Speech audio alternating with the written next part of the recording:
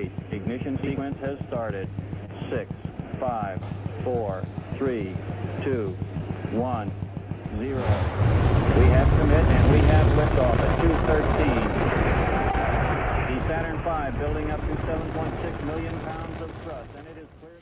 The part of you that doesn't believe that you are capable of achieving great and amazing things is an idiot. So you should stop listening to it. Okay. Have a super freaking awesome day and stuff. Okay, bye. You're digging it. Woke him up, Scott. It's me, Mario. I think I got my clip for the day. It's me, Mario. And Luigi.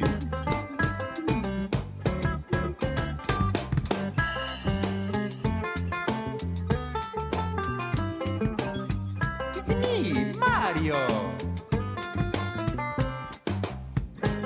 Happy Features will be Mario. Getting funky with it.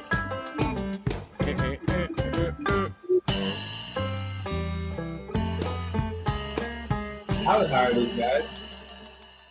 There you go. Stop hating Mondays.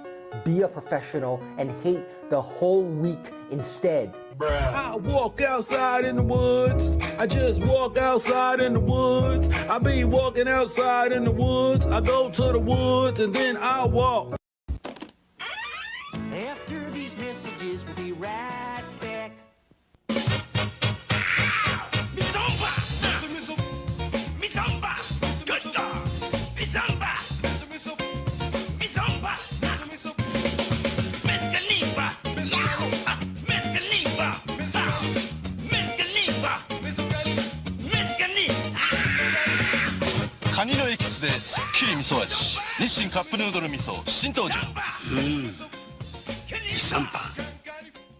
Well, another night out. I spent a fortune and didn't even score. Okay, I know what to do. For only $2 a minute, I can call... Colorado Phone Companions, I'm Akia. Who is this? Oh, nice to meet you. What things do you like? Sure, I'd like to go into that. Sounds exciting. Wow, this is dynamite. That was a very satisfying conversation. I certainly enjoyed it. Pick up the phone and give us a try.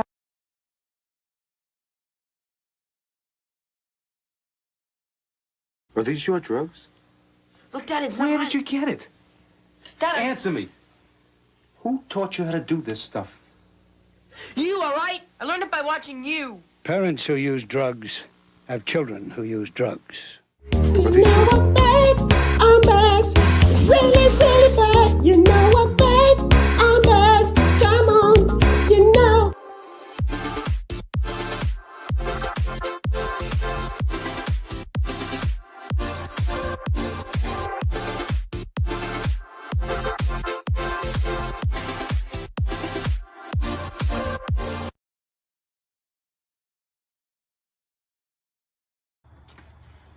Get the F off my yard! Get the F off my yard! Do you feel that?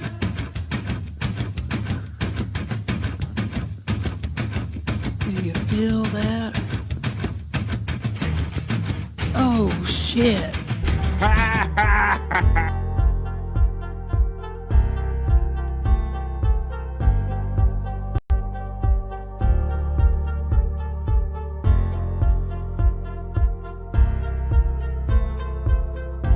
We're doing it.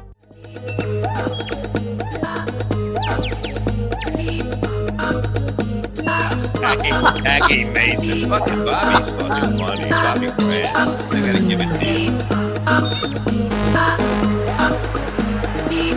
Line of the day, Bobby Grant.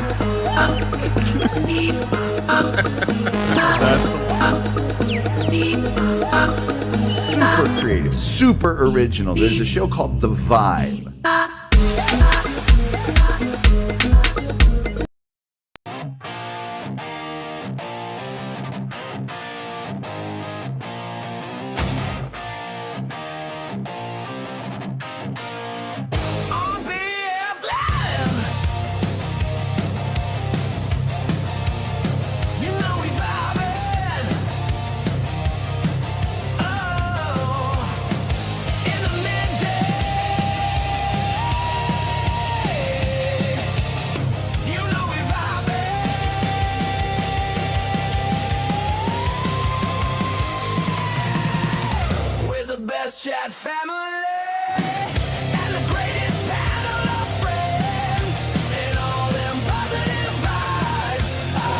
What's up, everybody?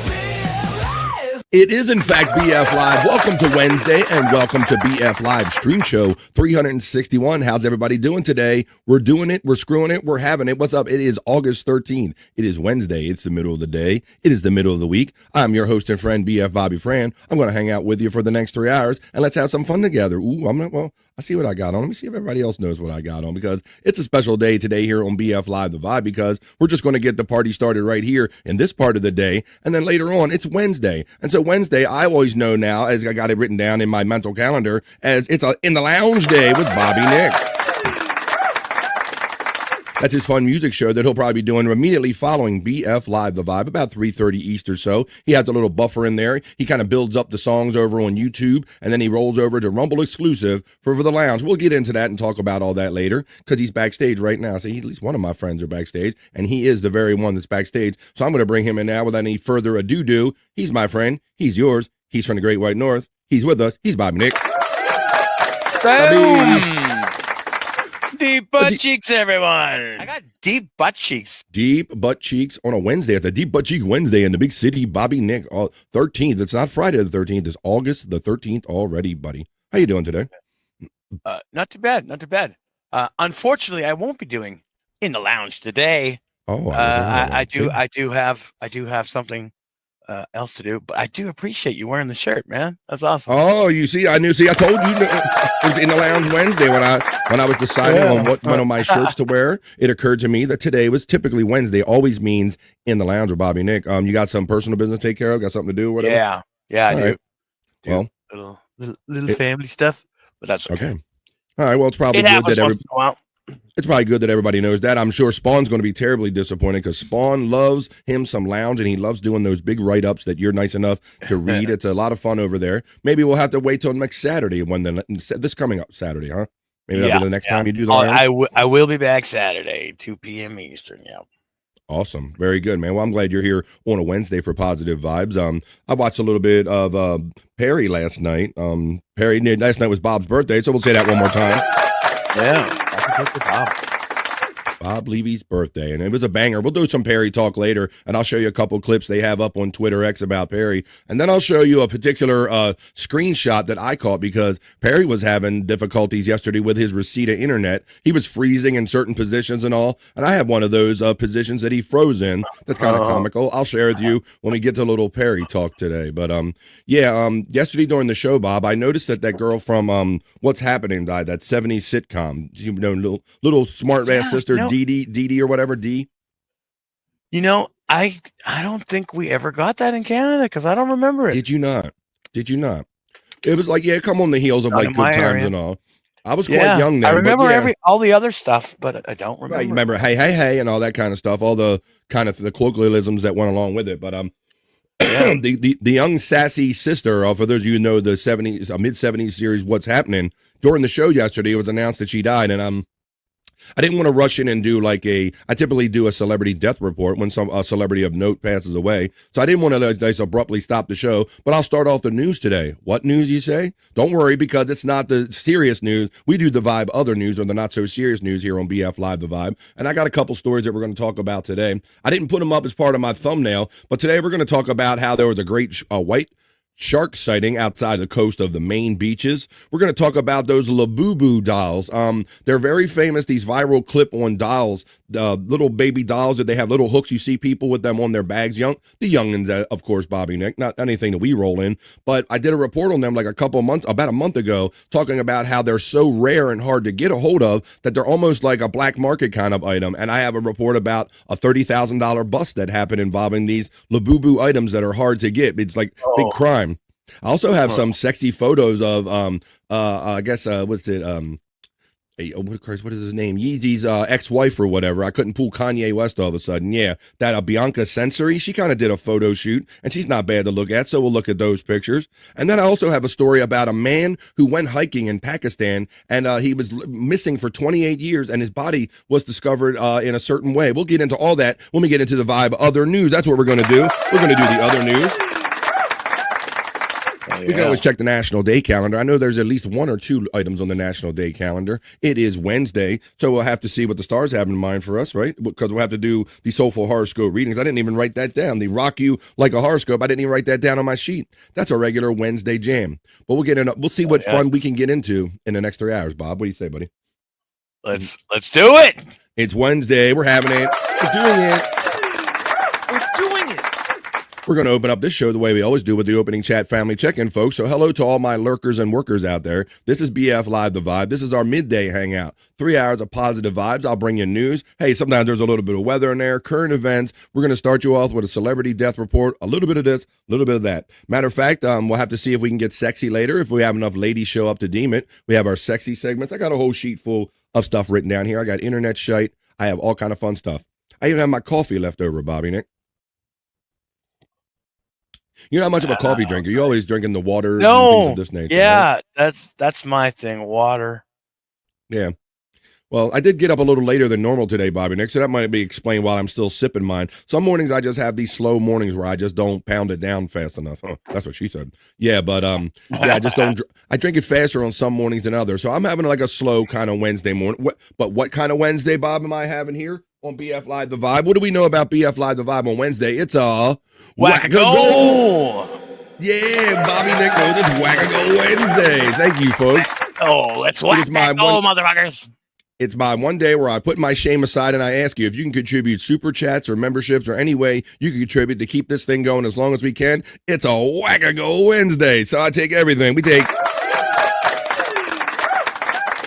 super chats, Rumble Ramps, PayPal, food stamps, all that stuff. We take all that stuff. Amazon gift cards, whatever you have, we'll take it right here on The Vibe. All right, Bobby Nick. Well, I'm glad you're here, buddy. None of our friends are backstage yet. Scott said that he might be a little late today because he has some personal business he might take care of in the first hour or so. So we'll see if Scott joins us later on. But I know who is joining us. I know my workers and lurkers are out there. I know you guys are out there every day going, I don't know. I just watch BF. I just listen. I got too much. I'm too shy to do that. I don't do that. I'm working. I'm too damn busy to be in your chat, BF. Well, hello to my workers and lurkers. I want to talk to the people that want to talk to me right now, though. Let me know what you're up to on this great Wednesday, on this Whack-A-Go Wednesday. Let's get some noises made. Let's get some colors going, and let's get the party started, folks. So let me know what you're doing. I'm heading over to my elements now. My glasses are already on, and we are about to attempt the opening chat family check-in for BF Live The Vibe stream show 361. It is Wednesday. What are you up to? Put it in the chat, and I'll read it in rapid fashion. This is the opening chat family check-in.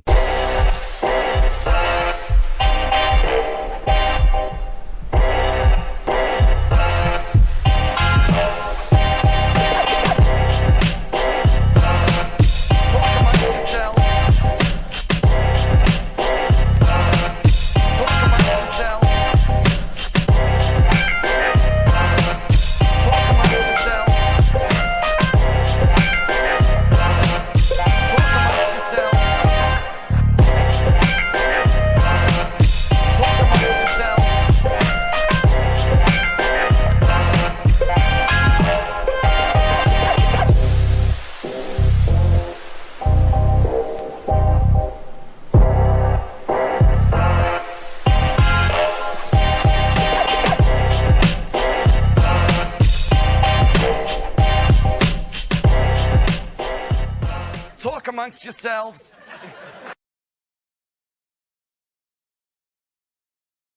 BF Live The Vibe. We're refreshing. We're different. No politics, more than gossip, an actual show. We're going to throw it down for the next 3 hours, folks. Do you have them in? I told you to post them up. And I told you for a reason, because it is post time, and this is the opening chat family check-in for BF Live The Vibe stream show 361. Happy Wednesday, folks. Let's do it and get into it. I go to the top. And they're off and running. We're whipping the horse. Welcome for Positive Vibes. Pecan checks in first, and he says, Goonie Goo Goo, all you great begonias. Happy hump day. Actually, it's a hump day. That's right. Pecan emoji is being utilized. Then he says, Ungo Bungo. And what do you all gano? What do you gano, my friend? Pecan, my always supportive and generous friend, Pecan. What do you gano? Let's go. Let's get Wednesday started.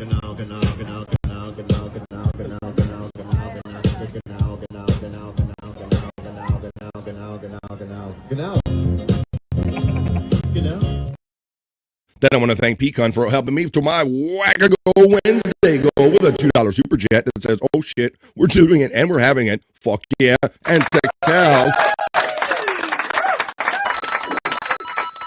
Thank you, Pecan, for that. There you go. Help me toward my goal on the Wackago Wednesday.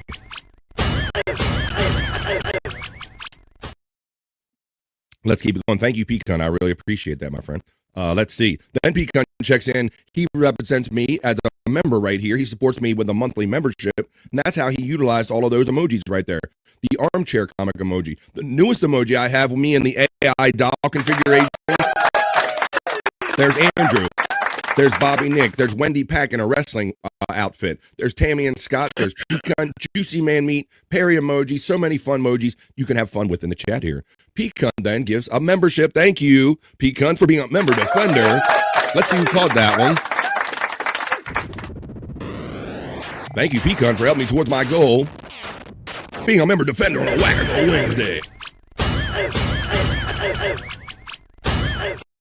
Beating the shit out of that goal, and he gets PSP, Peter Skywalker. Peter Sky Parker collects the generosity from my friend Pecan. Thank you, Pecan, for expanding my family. I think I'm heading up to now 1,100 subscribers right here. It was a big achievement when I passed 1,000, and now I'm 1,100 and on beyond that. And it's big thanks to my friend Pecan right here making the family bigger.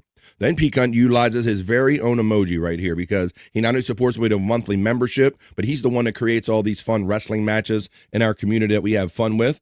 So therefore, he gets one of his own in my chat. Matt checks in and says, Matt Pablon, what's up, Matt? He coined it, and now he's here. BF and the Midday Freaks, how you doing, Matt, checking in? Matter of fact, Matt had his hand on that whole rock and roll kind of entry beginning of the show that I did right there, along with Oscar Electric. Matt gets the love acknowledgement from Pecan. FJM says, good afternoon, sir, Pecan. Checking in. Then FJM says, and good get high afternoon to you all. Don't threaten me with nothing but a good time there, FJM. Don't you do it, buddy, because I have my piece with me. Where are my partakers? We're going to have nothing but a good time here today on The Vibe. Hell yeah. You got your piece? Let's go. Woo, come on. We are setting up with a Wednesday here, folks. Ooh. This goes out to Terry Nee. That's right. We're planning on having nothing but a good time here for the next couple 3 hours because the world's serious enough, folks. You know, we only get one ride on this planet. We're going to make the most of it by having fun. Let me see. I think it just skipped on me. Of course, here we go again. Could they give me this tight space? Here we go. I'm back. Here we go. Good get high afternoon. Pecan gets acknowledged by Matt. FJM checks in, gets the love from Matt as well. I also want to say math problems when I read that. FJM, good afternoon, brother from Pecan 420. There's Clippin' and Dippin' saying, let's go. Come on, Clippin'. Here we go, Clippin'. Let's have fun today. Positive vibes here on BF Live The Vibe. 420, Pecan 420 checks in and says, Clippin' and Dippin' to Cal. Space Nerd checks in and she says, Hoya, you Hoyas. And now Space Nerd gets checked in a new way right here, courtesy of Terry Nee. So let's acknowledge our friend Space Nerd the way that we do now.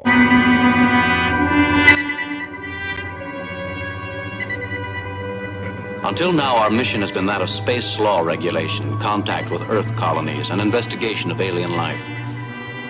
But now, a new task. A probe out into where no man has gone before. Is that a probe? He was happy to see me.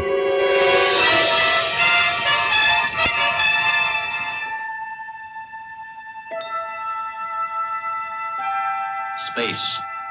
Nerd checks in on The Vibe. Voyages of the Starship Enterprise. Space Nerd checks in for positive vibes on BF Live The Vibe. Thank you, Terry Nee, for that one. That's how we greet her now. Hoya to Matt says Space Nerd. Then Nerd Call goes out from Pecan 420. Pecan 420 gets acknowledged from Space Nerd in return. Late and he says Pecan 420. Hey! I resemble that remark. How dare you? Yes, I was a little late today. I will say, do have something about your insides. Know that you got to do a show in a couple of minutes, Bob. So you got to get it right.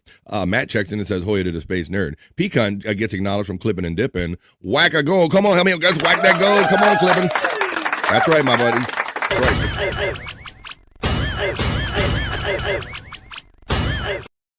you guys are often so generous to me during the week, but that's the one day that I shamelessly ask for super chats and memberships, and whatever way you want to contribute to BF Live the Vibe. If you want to help me with a monthly membership, they're $9.99 a month level for Fanatic, or chat family level for as little as $4.99 a month. If you don't have time to chat, super chat every time, thank you in advance. I appreciate that.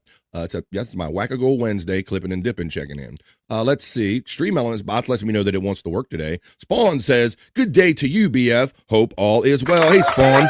I don't know if you got the word, buddy.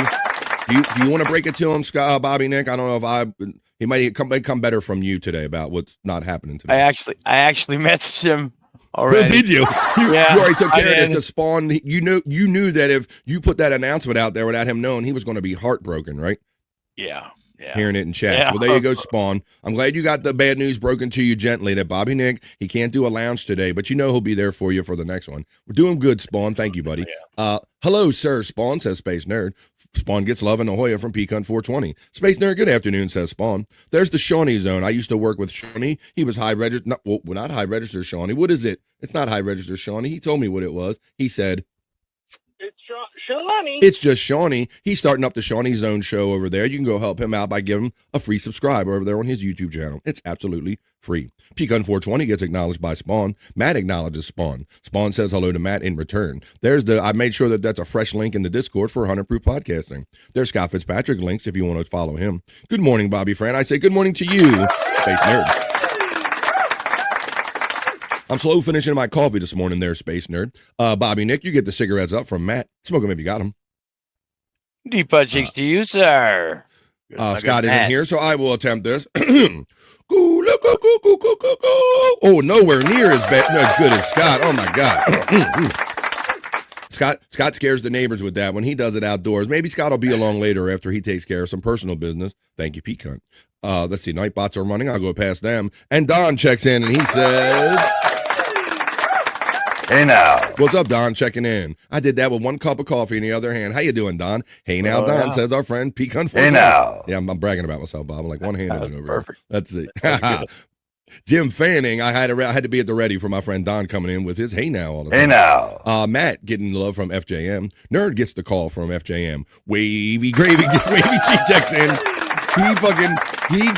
He got Perry so good last night. He calls him like I'm your nephew or something. I'm not your fucking uncle. And he cranked Perry last night. I don't have a clip of that, Wavy G, but I saw you crank Perry on your super chat last night. He says, Wavy G says, hello, it's Wavy G. I'm winding down from a long third shift, eating some lunch and going to bed soon. Hoya.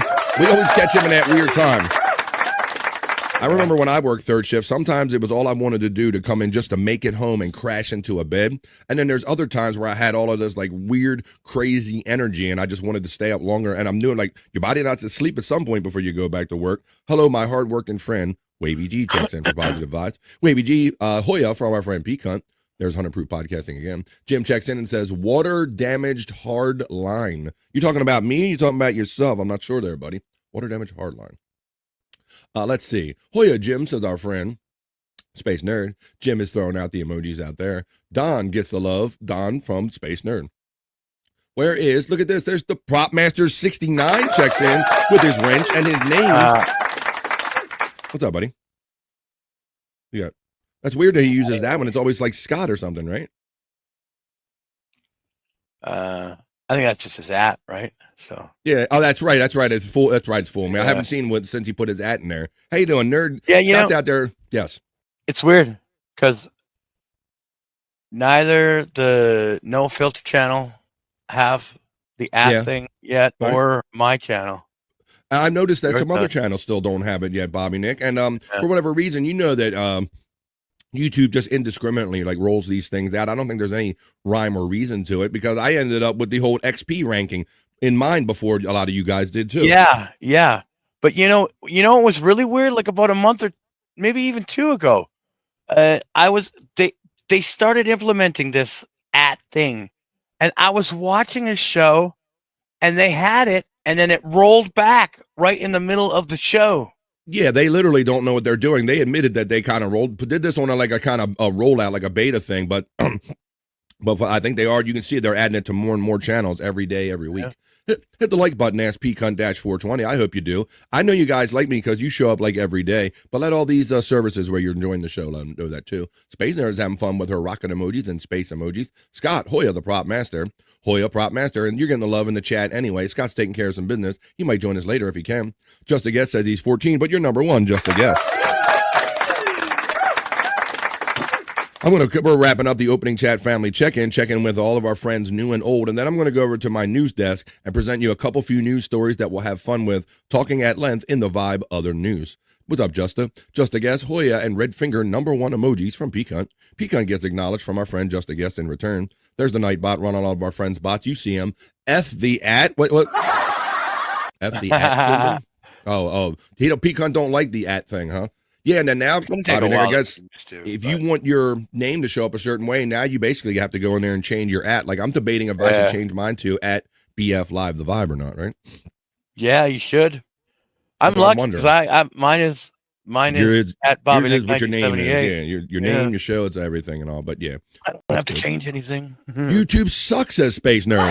YouTube sucks. Wow, you've come a long way there, Space Nerd. Not saying that YouTube sucks, but I know you weren't fond of other services as well. So there you go. See, and that's what we're learning, Space Nerd, is that they all kind of suck for their own reasons. You know, they have their own way of sucking. We just utilize them the best we can. Yeah, it's totally true.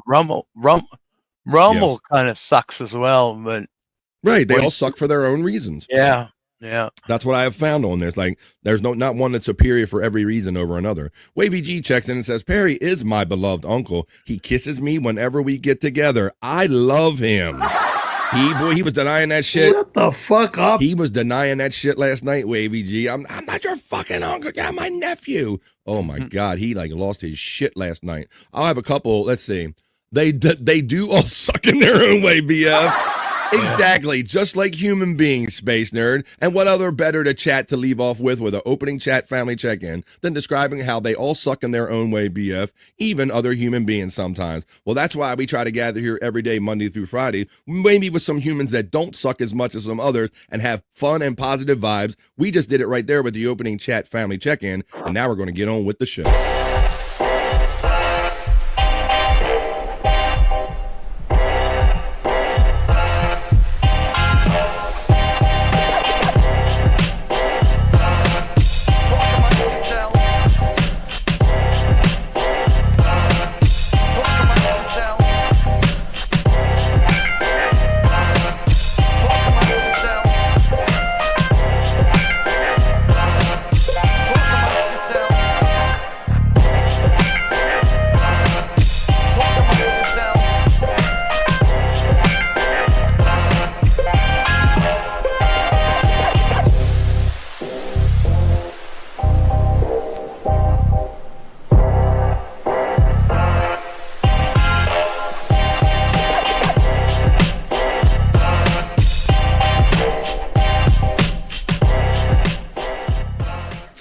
Yourselves. That's what we're going to do. You're going to talk amongst yourselves. You're going to talk with me, Bobby Nick, and probably this next guy that I'm going to bring in. We're going to have a couple hours of positive vibes. We're going to head over and do the not so serious news in just a minute, but I'm going to bring my bro in first. This is turning into kind of a regular thing or something like that. So let's bring him in again. He was with me yesterday for 2 shows, and now he's going to hang out with us again today. He is the bro that creates all of these wrestling videos. It's Peacunt 420, the commish. Goonie goo goo. Goonie. Oh my God, Peacunt.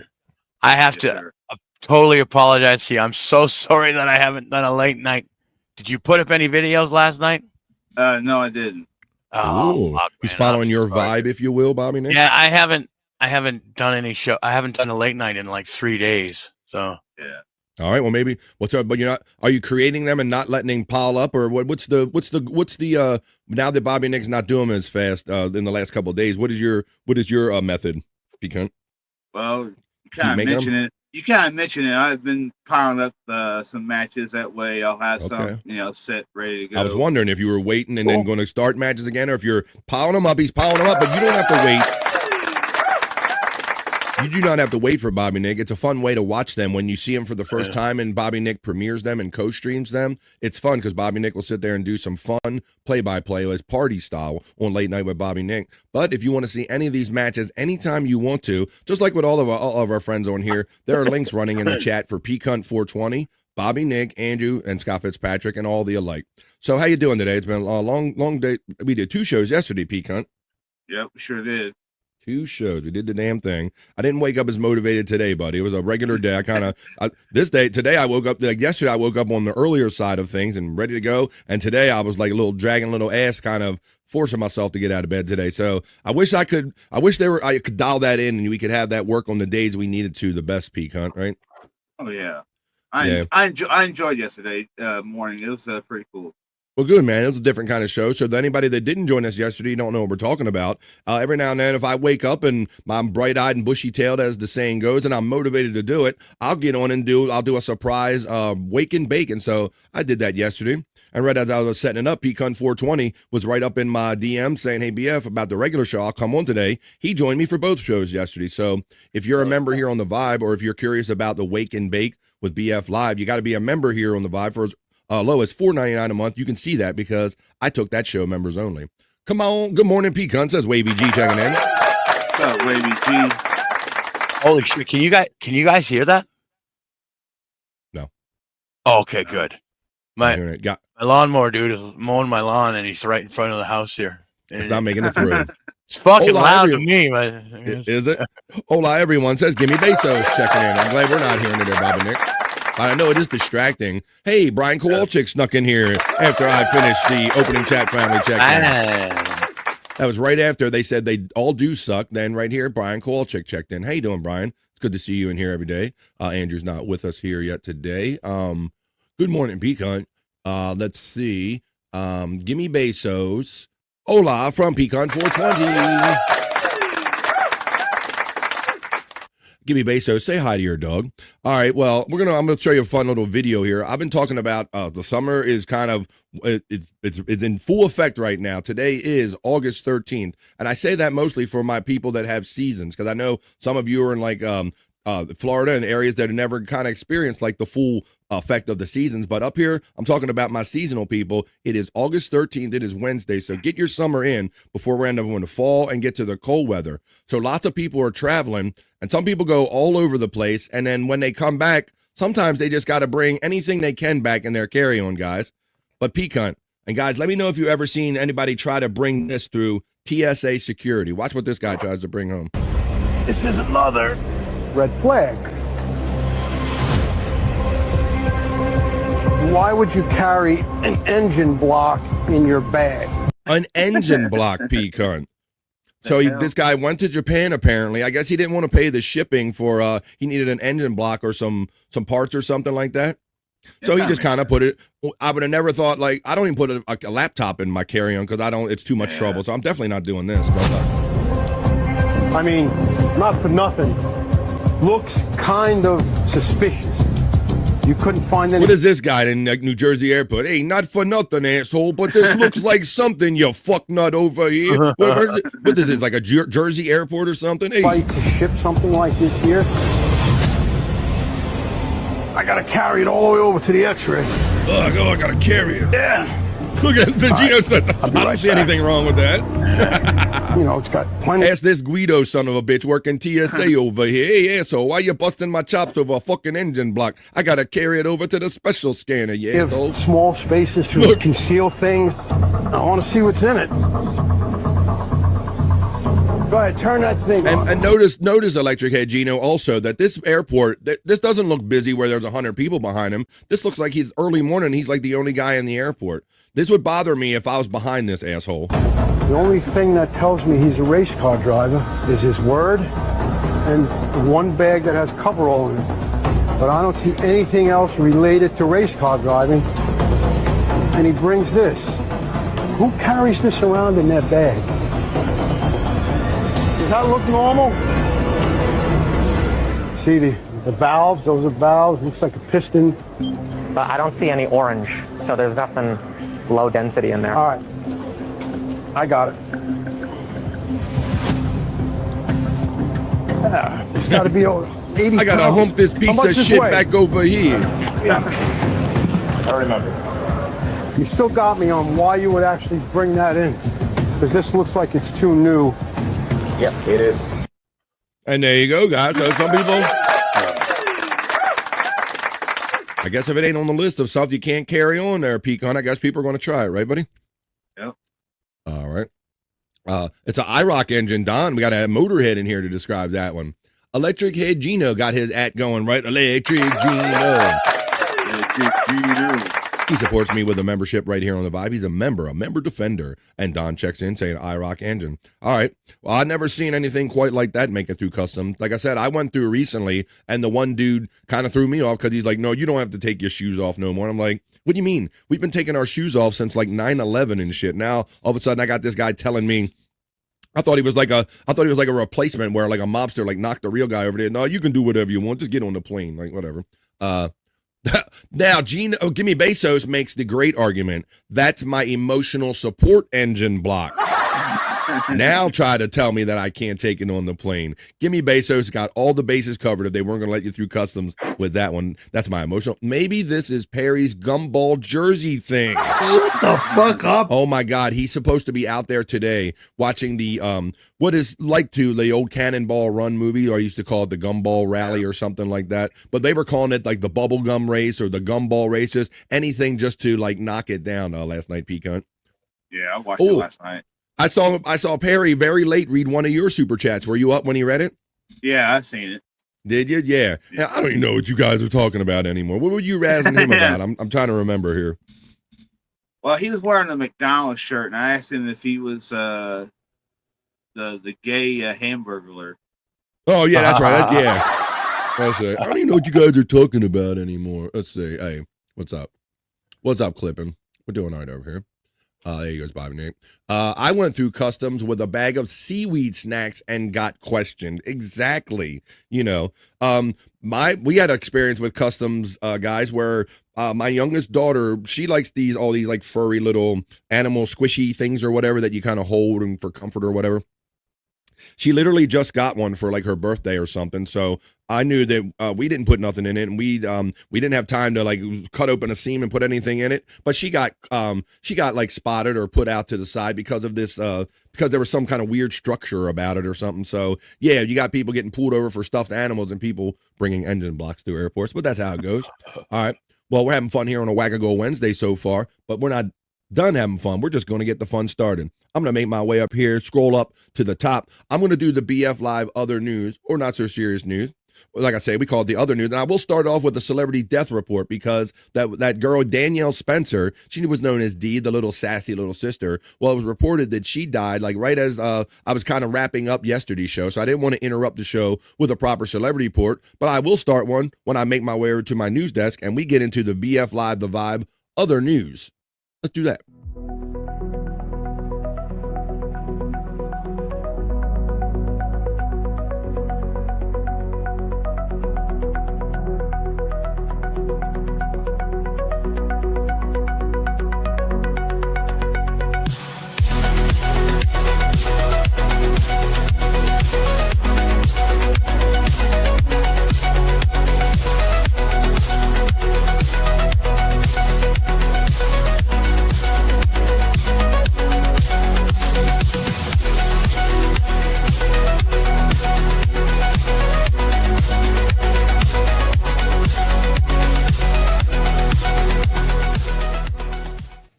Get my dances down, and we're going to get down with it. This is the Get Down news. This is the BF Live, the Vibe, other news.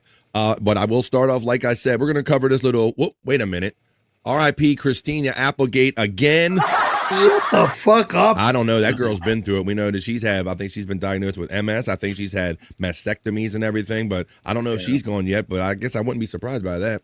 Well, we got a friend checking in saying, good morning, BF, my brother. Good morning to my brother, Bobby Nick. And good morning to my brother, Pecan from Oscar Electric.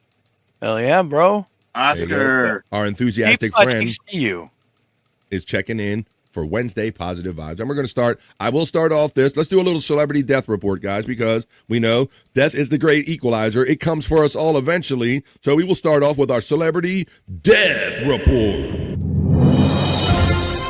BF Live, Celebrity Death, Marriage, and Divorce Report. They lived, they loved, they died.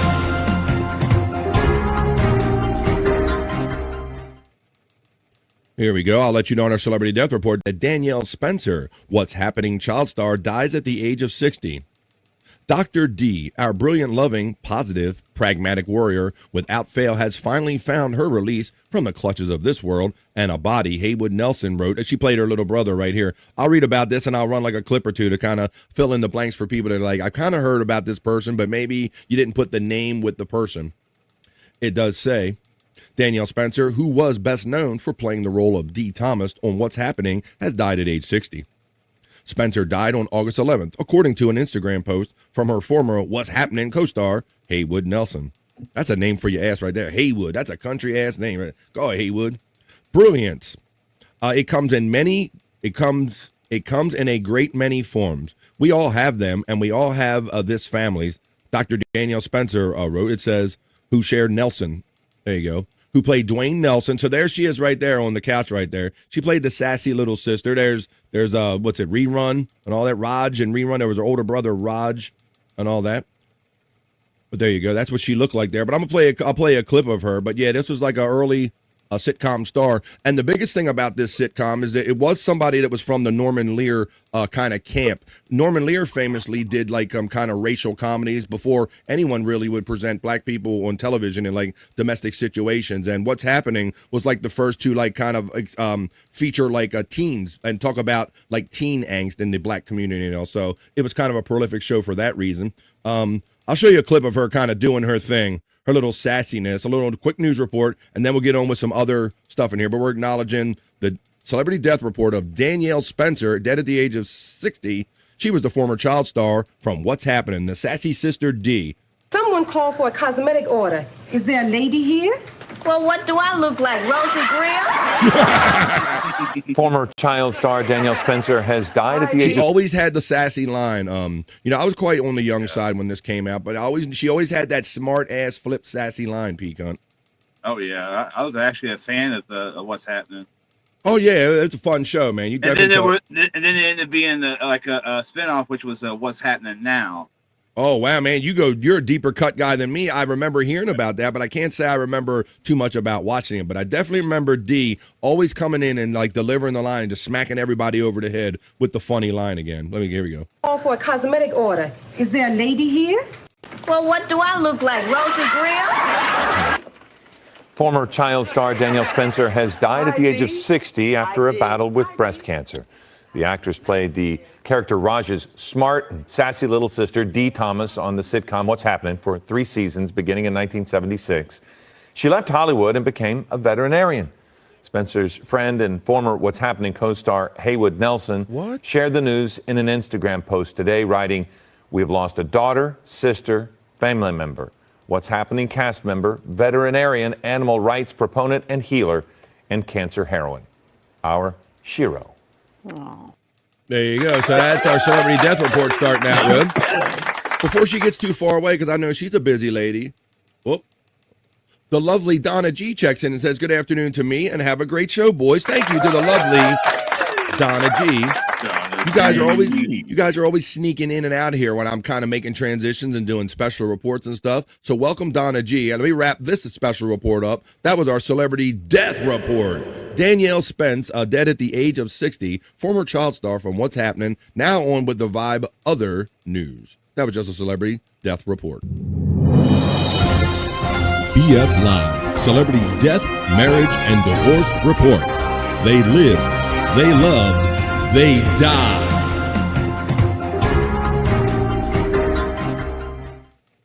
Don, our chat family friend, shouts out our another chat family friend, Donna G. 0256, hola. Good moon, as our Oscar Electric says. My big sister Kathy checks in and she says, hola, everyone. Hoya, everyone. There you go. Hoya. Let's see. I think I gave the Gano to my friend Pecan because we always know what's going on with him. But I'm gonna give the Hoya to my sister. Hey, big sis, Hoya. Get a Hoya. Get a Hoya. Get a Hoya. Get a Hoya. Electric Head Gino says, did he do All in the Family? I don't know if they ever crossed over because they said that he formerly was the person that produced this show. It wasn't Norman Lear, but it is very Norman Lear-esque in its content. And my understanding was that it was a former partner of Norman Lear that wanted to do this show. He branched off and started his own production company called TOY Productions, and he produced this himself. So while it is very much a Norman Lear feeling sitcom and the vibe, it is not a Norman Lear show. But thank you, Electric Head Gino, for your input there. Gino gets acknowledged by Oscar Electric. Kathy Hoyer from Peacunt. Oscar Bones from Gino. Let's continue on. Hey, Peacunt from my sister. Donna G gets the Hoyer from Peacunt. Kathy gets acknowledged by Oscar Electric. They died. That is true. That is all of our end, Wavy G. They lived, they loved, they died. That's it. That's our ending. That's all of our ending. No matter who we are, we all get the same ending. Hello, Peacunt from Donna G. Hello, Oscar from Kathy. He's credited with development of the show. I wikied it, said. He's waiting. Like I say, I wikied it too. I got some Wikipedia over here. Don't think I got no Wikipedia over here. You want to pull up? I got. Matter of fact, I got it right here. Let's compare notes, buddy. Let's compare Wikipedia notes on Danielle Spencer. Here we go. I have her Wikipedia. I read. It says, let's read a full dissertation of what's happening. What's Happening is an American sitcom television series that first aired on ABC from August 5th, 1976, premiering as a summer series. Thanks to the show's popularity and with the failure of other shows, it eventually returned as a weekly series and later aired for the rest of 3 seasons, from November 13th, 1976 until April 28th, 1979. Created by Eric Monty of Good Times, What's Happening was loosely based on Cooley High. It was television's first African-American show that dealt with teenagers, as I stated, which also was a groundbreaking sitcom. From September 7th, 85 to 88, a sequel series titled What's Happening Now that my boy Peacunt pulled over here aired its first run syndication, with some of the major cast members reprising their roles. What Happening was Bud Yorkin, that was the name that I couldn't pull, Bud Yorkin's second series after he ended his partnership with Norman Lear and Tandem Productions, which was formed by Yorkin, Saul Turtletaub, and Bernie Orenstein after they split. Compared to many other popular sitcoms in the 1970s, What's Happening was the first non-Norman Lear sitcom to also have tackled some challenging and complex issues such as friendships, communication, obesity, divorce, financial struggles, unemployment, poverty, racism, gambling, dating, education, teen pregnancy, babysitting, stealing, adolescence, controlling, and marriage. So there you go. We covered it all. We beat the shit out of that topic. Hey, what's happening? That's what's happening. She lived, she loved, she died. And now we get on with the vibe other news, the regular news right here we're going to do. All right. In my first story, I never like seeing this. Now, I told y'all to get your summer in out there, folks, but make sure that when you're getting your summer in, make sure somebody checks the water for it and you don't see large great whites in the water outside the beach. Because a large great white shark seen swimming near Maine beaches. This is like just literally too close to the coast for me. Listen. I will show you the video of said shark after I read you a little report about it right now. A Maine police department issued a warning about a large shark, suspected to be a great white, seen swimming Monday and Tuesday near several public beaches. The Scarborough Police Department said in a news release that the city's marine rescue officer received a report Monday of a large shark seen near Richmond Island and Scarborough Beach. Further sightings were reported Tuesday near Pine Point Beach. The department obtained a drone camera video recorded Monday showing what appeared to be a 10 to 12-foot shark off the southern tip of Richmond Island, near Higgins Beach and Scarborough Beach. The beaches remained open Tuesday, but police urged visitors to be cautious in local waters. And this is why, guys. Watch when I show you this, Peacunt. This is what they called on the drone video. This is like the movie Jaws, like all over again, like off of the idyllic coast of Maine, and you got this.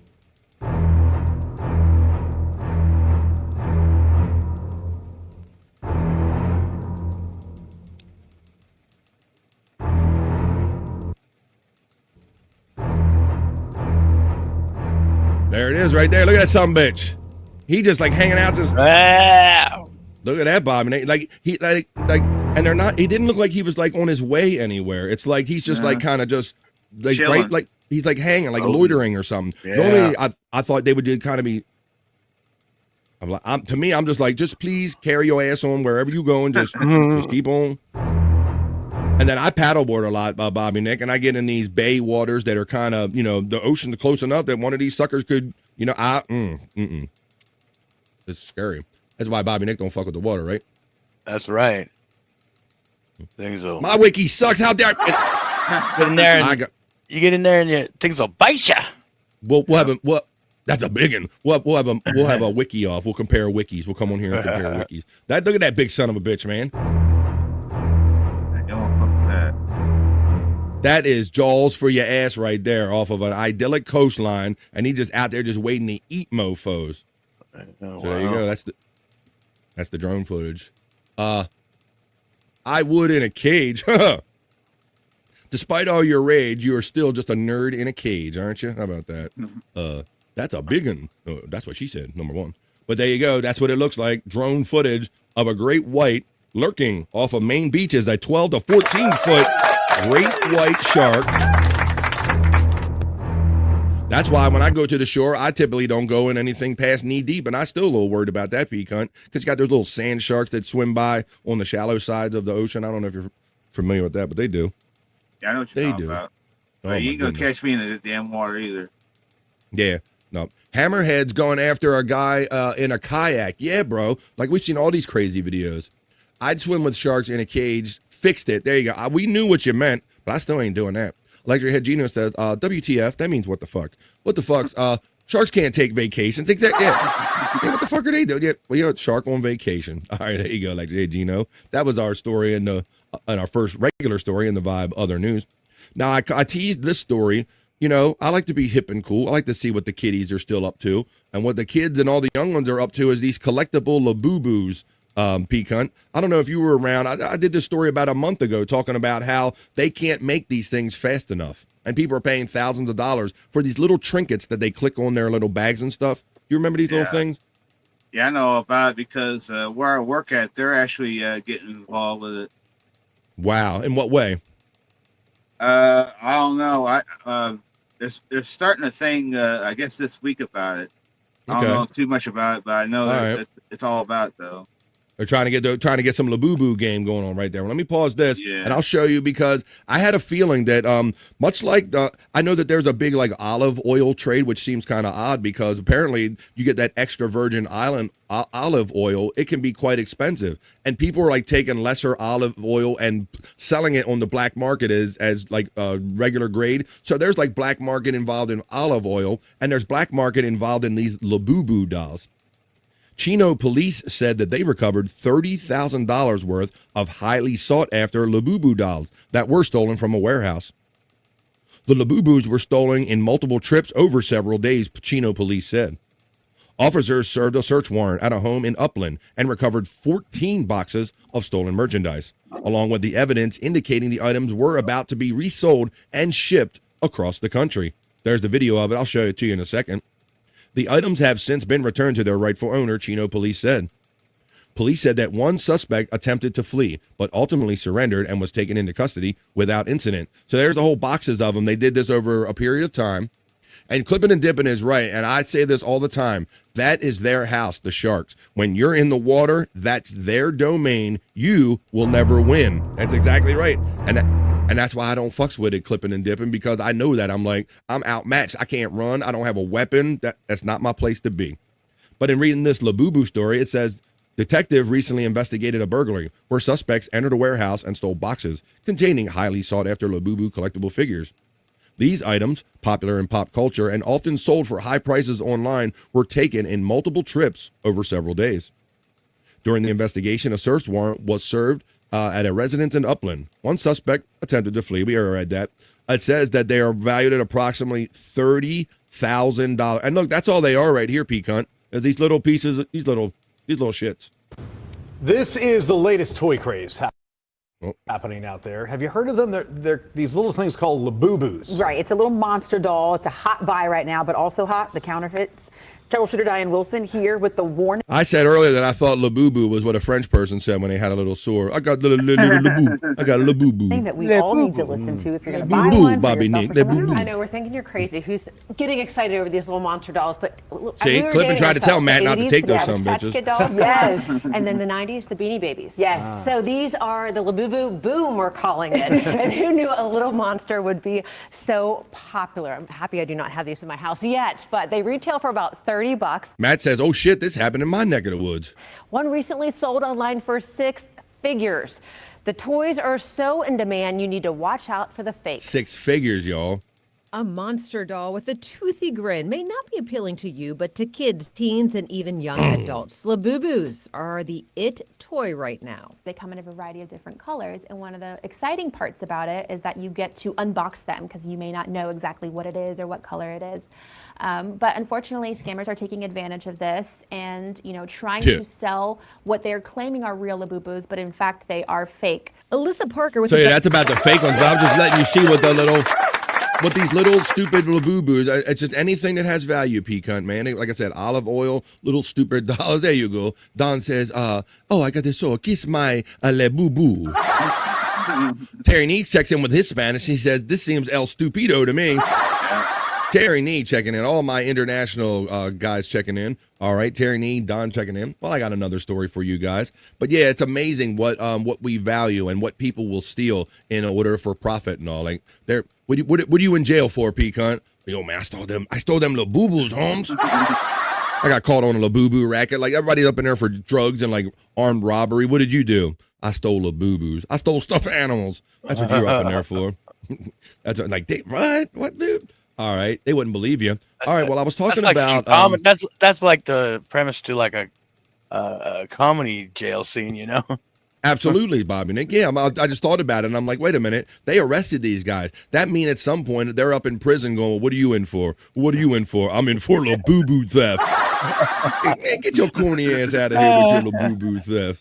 Well, there you go. That doesn't stand too. That's not going to stand up too well.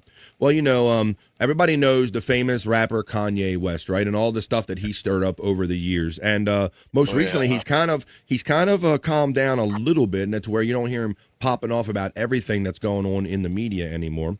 But the last we heard, he was dragging his wife, that Bianca Sensory. She's like a professional, like realtor, I think, in Australia. He nabbed her up. She's a looker, you're right. Nabbed her up, like kind of like had her under his spell, if you will. It's what it seemed like at the time. I don't think they're together anymore, but she ain't nothing bad to look at. And Kanye has a certain type. She looks very much like Kim, I've noticed. Well, Bianca Sensory, I think.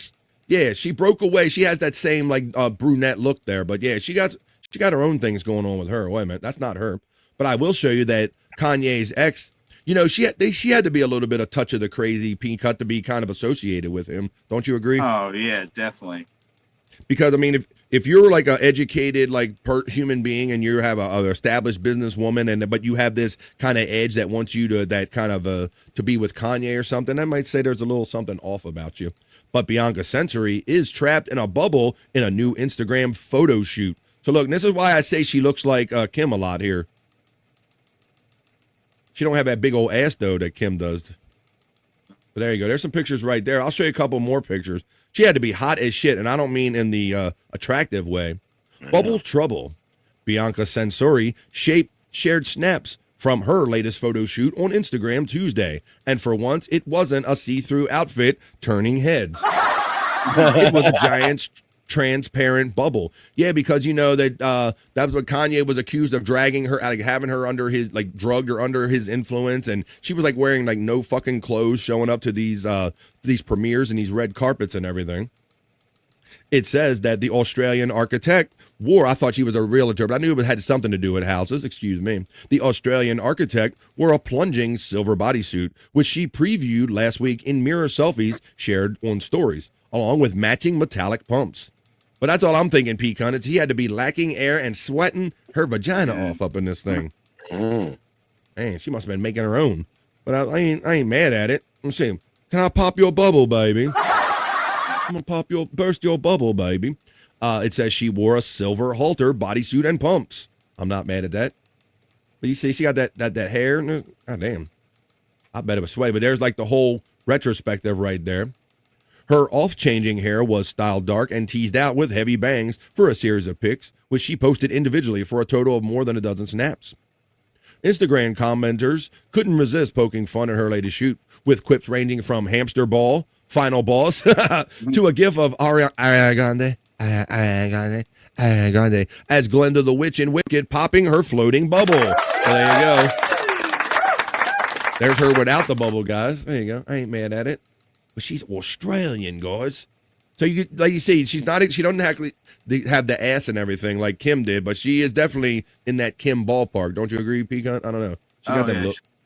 Got some nice boobies.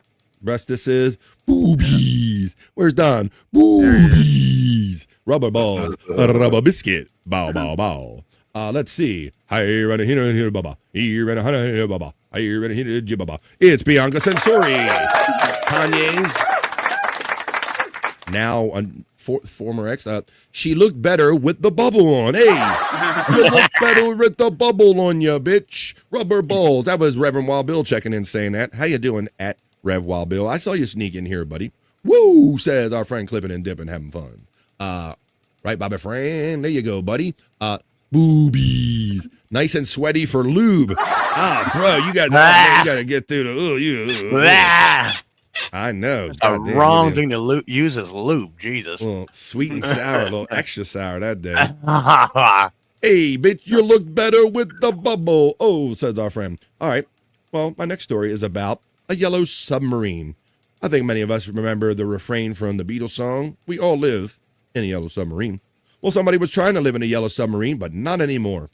His yellow submarine dream sat in a swamp for decades, and we're going to tell you why it was just hauled away. This has to do with thousands of abandoned and derelict vessels around the U.S., and they pose an environmental and navigational challenges.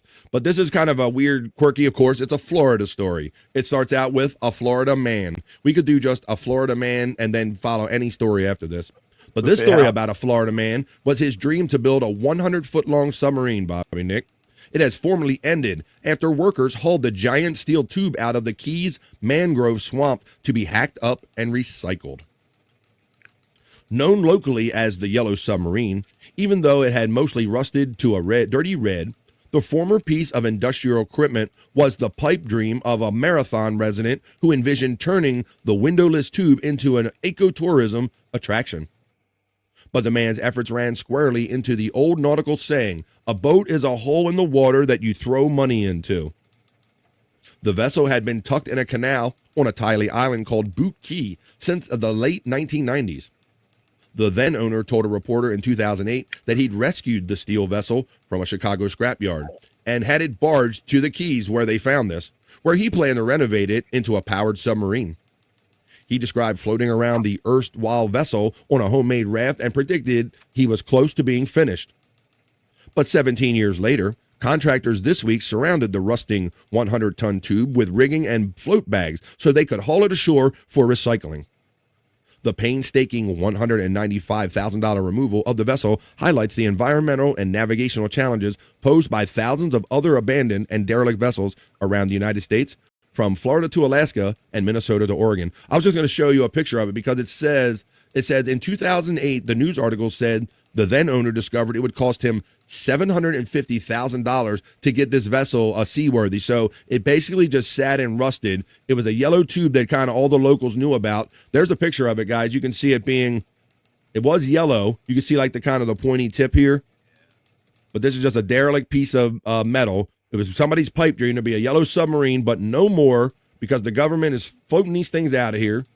And it talks about how there's more of 300 abandoned and derelict vessels across 6 states over the next 4 years. So they got one of them out. No more yellow submarine. Clippin says, I've got 2 boats. I've got my Fishing John boat, and I got a Bayliner pontoon, says Clippin and Dippin. Will you be great friends with Mandy Diff? Because Mandy loves to fish. We got some fishing experts there. You can find anything in Florida, LOL, says the Reverend Wild Bill. Let's see. Let's continue on here with the vibe. 50-foot yacht next time. There you go. Johnny A. What's up, buddy? Johnny A. checks in on the vibe. Other news or not so serious news. We got the 50-foot yacht. I'm going to read. Now, I think I told you about the beginning of the show about this, guys.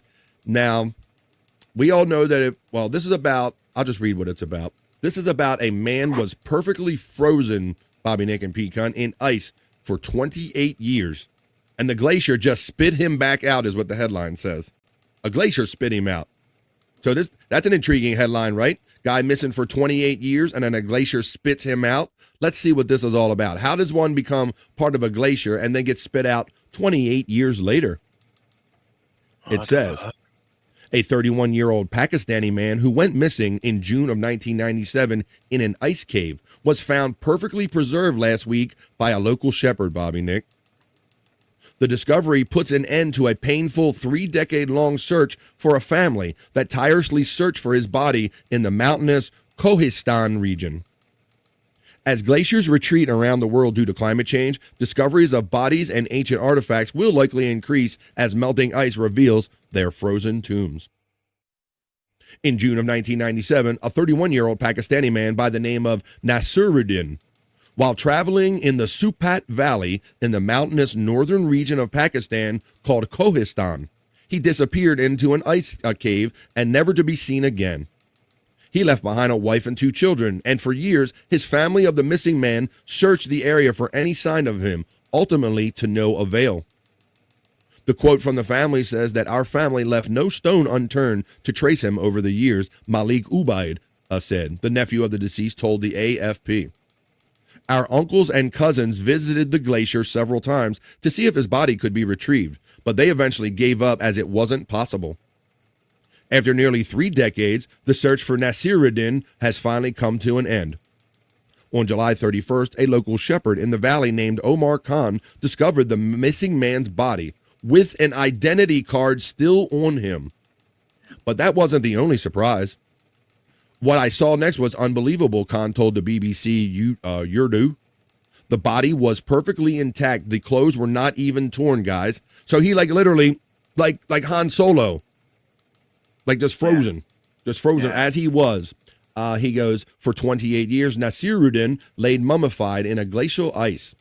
He underwent a quick freezing process that then protected the body from moisture and oxygen.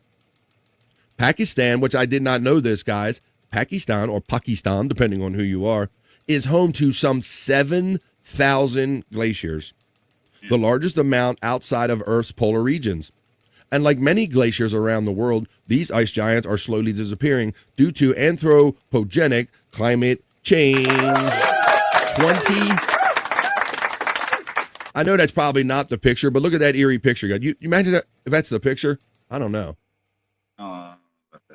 That would be desperate, but there you go. Matt, perfectly intact, a Pakistani man was found in ice, perfectly preserved after 28 years. And Johnny A simply appropriately says, rest in peace to that guy. Yeah, he froze in spot. Johnny A snuck in here while we're doing that story on the Vibe. Not so serious news, other news. All right, guys, we're going to talk about one more story, and then I'm going to do a Bikini Report, and that should take us pretty much right up to 1:30, which is the halfway point of a 3-hour episode of BF Live The Vibe. But not any just BF Live The Vibe. This is a...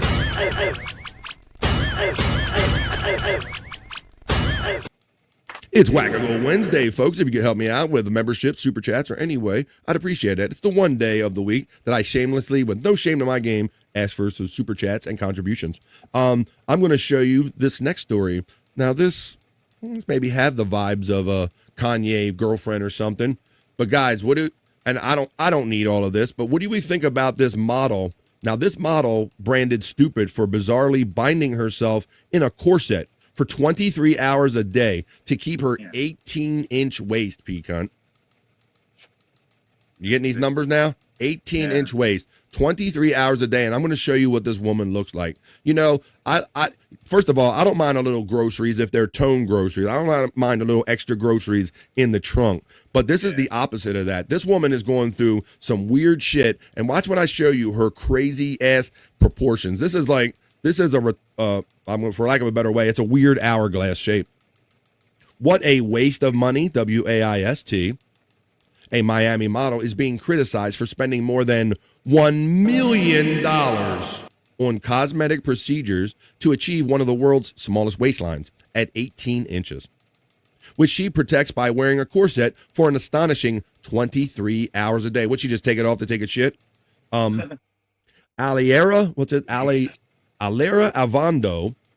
Avendano, 33, has endured considerable backlash over her bizarre regimen, with trolls branding her body stupid. I'm going to show it to you now, guys. Ready? I'm going to scroll down to it. Watch this waist. Watch. Ready? Watch. And then Look at that shit, bro. That's ridiculous. She looks. I mean, that's that stupid Barbie doll proportion, isn't it? Yeah. That's what it looks like. She looks. Look. Of course, Clippin says, "Oh, I'd slam it." Of course. There's always one in the chat that would. Clippin. Honestly, it's gross to me. It's misshapen. It's like you might as well be disfigured. She is. Electric Head Gino says, "Good God, man." Yes, bro. And she had surgery and she wears a corset 23 hours a day. And people think, you think that's attractive? I don't think that's attractive. I'm afraid she was going to break. No, pecan. She's going to snap in half.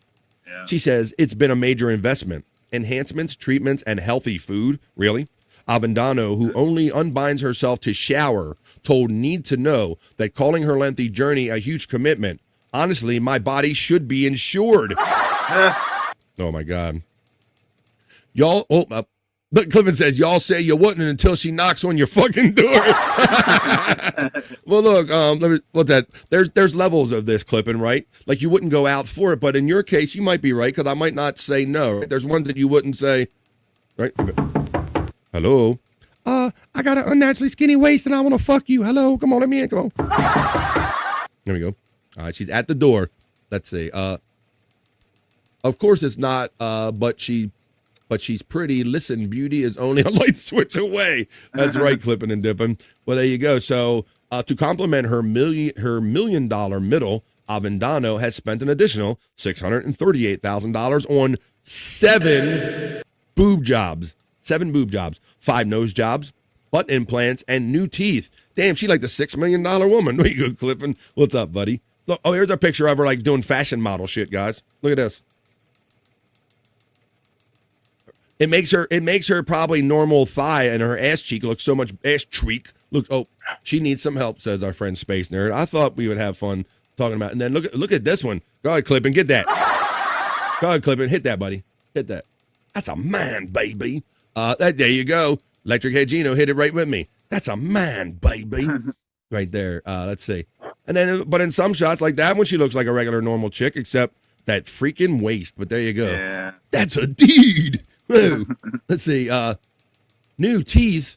Did she go the same guy that Bob did in Turkey? Probably sitting right next to him, probably. Let's see. I didn't say it. Widow Killer's always getting you and Perry, burning your asses. Clipping is like, now he's like puking. He don't know how to feel about this. Oh, and there's a picture. Now is that a normal wasted chick? Like, how did she get that look? Oh, that was before. This was her before picture, guys. Actually, it's better before. I ain't mad at that at all, Pete Cunt. Oh, man. Yeah. She ruined herself. I ain't mad at that at all. Looking at that. Yeah. Ain't mad at that at all. Damn, she done ruined that shit, girl. That's what I'm saying. Oh, what the fuck? Look at this one. Oh, shit. You're right. Oh, no. Because, wait, I see somebody backstage. I see you, buddy. I didn't hear or see you first, but I see you now. Let's see what this guy thinks about this. I'm going to bring him in right while this is on screen and see what he's thinking. I told you that he might join us if he could, and now he's here. He's the prop master, Scott Fitzpatrick. I'll say it's a pass on this.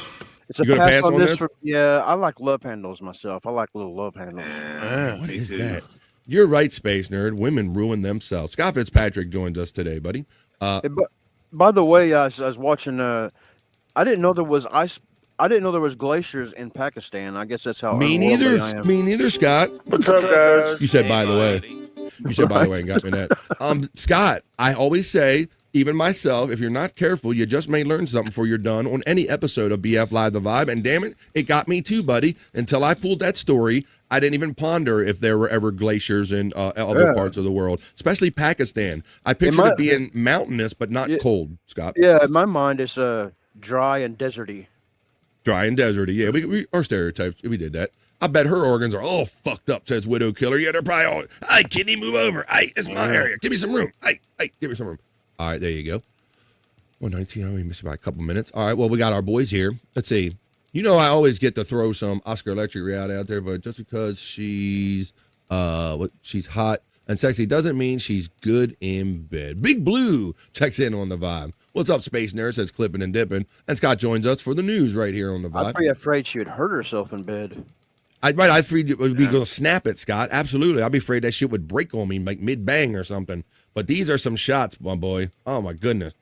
But look, and for the money, there's better things you could have spent millions of dollars on. And look, that was her before picture, Scott. Yeah, the before. I prefer the before. Yeah. Ain't nothing, and that's what I'm saying. There wasn't nothing wrong with that. Why you need? Wow, that man. We were.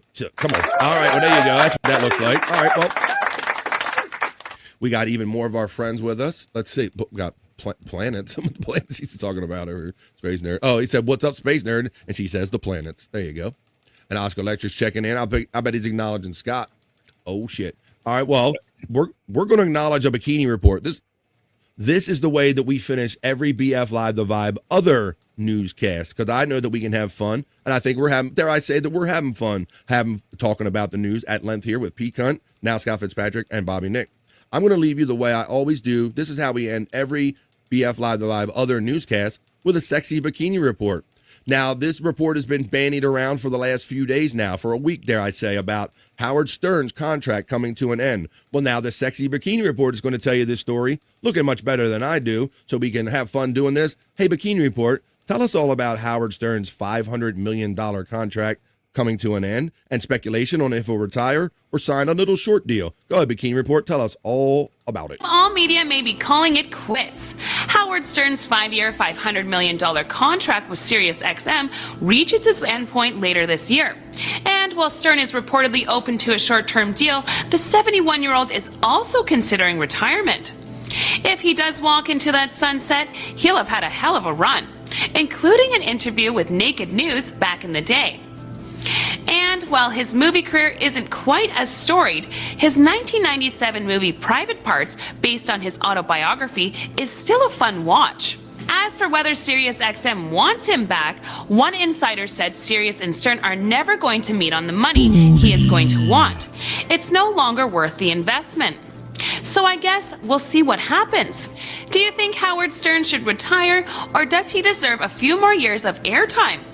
Let us know in the comments, and be sure to like and follow the Bikini Report for more daily headlines. The king of all media may be calling it quits. I'll pause it right there, and we can look and discuss. So yeah, guys, so they're talking about the Stern thing, but I have a feeling it's just going to turn in. I agree too. They're never going to agree on the money, because he's never going to devalue himself. So it's either going to be some kind of part-time special, come do a couple one-offs, 3 or 4 one-offs a year, and probably make a deal for his library. You guys have any thoughts on this or her bikini? I think Space Nerd liked her bikini, I think. Let's see. Pecan says, boobies. At least she isn't in bows, not bad.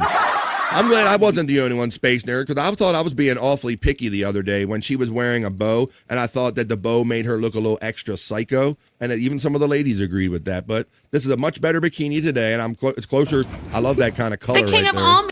I like that color right there. At least she doesn't have bows in her hair. But Space Nerd does point out that they're likely fake boobies. Yeah, I just want to say, every 5 years this happens, you know? What's that? So I guess it is. I mean, the guy's 71 now, right? So yes, this is a turning point for him in his life. I remember the last time he resigned, he said that me and Robin and everybody are gonna try to entertain you as good as we can, and try to keep ourselves alive. You know, so yeah, I mean, I think he was feeling that one, you know, knowing that he is so old. So I don't know. Is he gonna pull a Don Imus? Is he gonna? Well, I mean, he kind of already has, right? But yeah, I mean, will he resign for lesser money? I guess it all comes down to if they both agree that they're at the same point in time, Bobby Nick, because at 71 years old, yeah, you could make the argument that he has to move on. But if he is still of the thinking that, hey, I got another year part-time too in me and I want some money for it, and they're saying, no, we really want you to move on and just buy your catalog of stuff, I can see where that could be a problem. But maybe it is the case because Howard does threaten, like every 5 years, like you said, to retire. And Johnny A. so astutely points out that Howard's going to do what he wants. He pulls hardball at contract time, and he's always denied this, Bobby Nick. He's always he would always negotiate his contracts on the air, Pete Cunt, and he'd go, I don't know, guys. I'm tired of this shit getting up. I just want to stay home all the time. And he would go, but I'm not negotiating on the air. But that's exactly what he was doing. Yeah, exactly. Exactly. And Bob, we know that because we were fans of his for decades, and he did it every 3 to 5 years. And that's how we know, because we saw the pattern of him saying, no, this is a negotiation tactic. But ultimately, it ended up being just that, a negotiation tactic. Exactly. Yeah. You could tell she's got a fat kitty. Whoa. Beat it like it owes you money. Is that what you're talking about over there? Bring that fat kitty over here, baby. How's it going, baby? All right. Well, let's see. Speaking of fat kitty, let's see what everybody's saying here. Oh, what is it? The Clipping said, I like a fat kitty. Ain't mad at no fat kitty. What I'm talking about. More cushion for the pooshin, as they say. Oh, what is it? All right, there it is. Robin is like 73 now. Yeah, they're both at the point where they should be kind of, if they haven't figured out how to have enough money saved for the rest of their life, shame on them. And they should be okay the rest of their lives, so they shouldn't need it. So we are at a kind of different point. I don't know what to say. She is like 73. His money, I retire, says Johnny A. Opie did the same thing, says Johnny A. We talking about negotiate on the air? I don't know, guys. I don't know. Let me see. Dick AIDS? Terry says randomly. Puffy lips. Oh my, puppy lips. Terry, you get acknowledged by the Space Nerd. All right, well, there you go, guys. We did it. That was the Sexy Bikini Report that we end every BF Live The Vibe other newscast with. So I hope you guys enjoyed the news. See, we did have fun discussing news at length, news and comment. That was the BF Live The Vibe other news. Now let's get on with more of the show.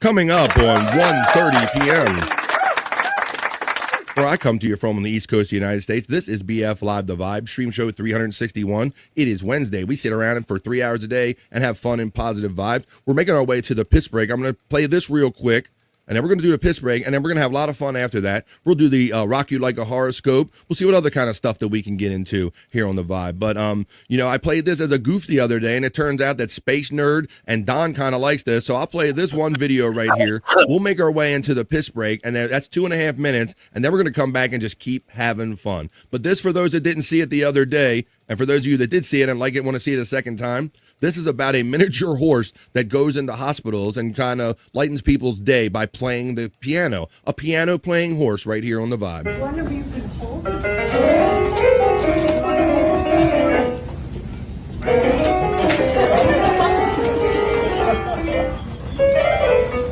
There you go, Don. There you go, nerd. I know you like it.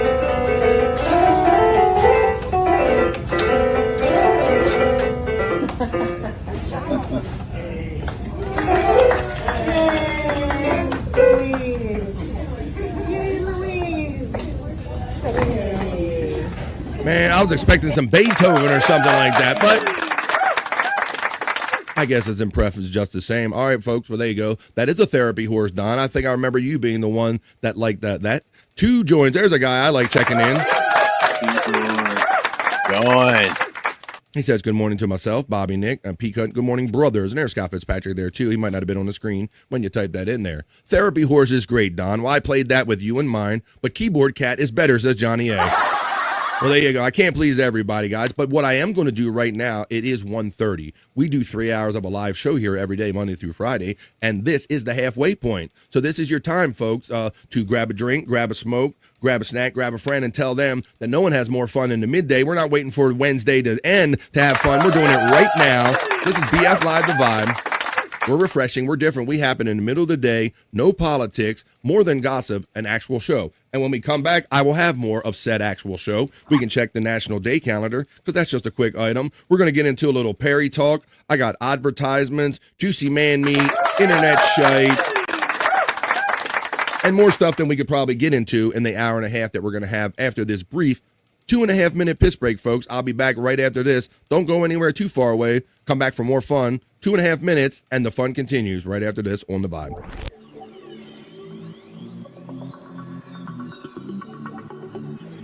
I think I need a piss break. I'll do the pee-pee dance. I'll do the pee-pee dance. I'll do the pee-pee dance, pee-pee dance. Yeah, think I need a piss break. I think I need a piss break. Yeah. Oh, yeah. I think I need a piss break. I do the pee-pee dance. I do the pee-pee dance. Yeah. I think I need a piss break. Oh yeah. I'll do the pee-pee dance. Oh, watch me now. I'll do the pee-pee dance.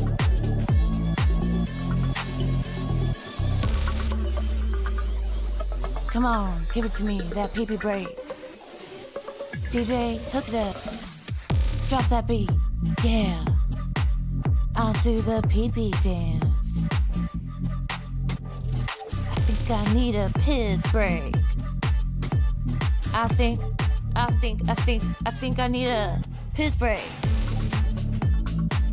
Yeah. Watch me now.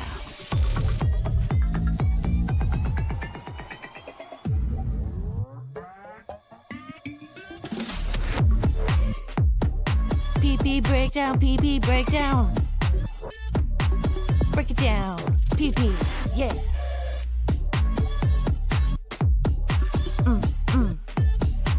Think I need a piss break. I think I need a piss break. I think I need a piss break. Oh, yeah. Wash your hands. Don't be gross. I know you touched your pee-pee. I'm back just in time for doing my business and touching my pee-pee. And maybe I did a little more than that. You know, Clippin' and Dippin' says, I love this song. Clippin' used to say it's so cringeworthy that he loved it because it's cringeworthy. And you know what? You guys are awesome. I took a 2.5 minute piss break. I come back and I see my screen just brightening up with beautiful colors that let me know that my people are supporting me with super chats and gifted memberships. We're going to check it out right now.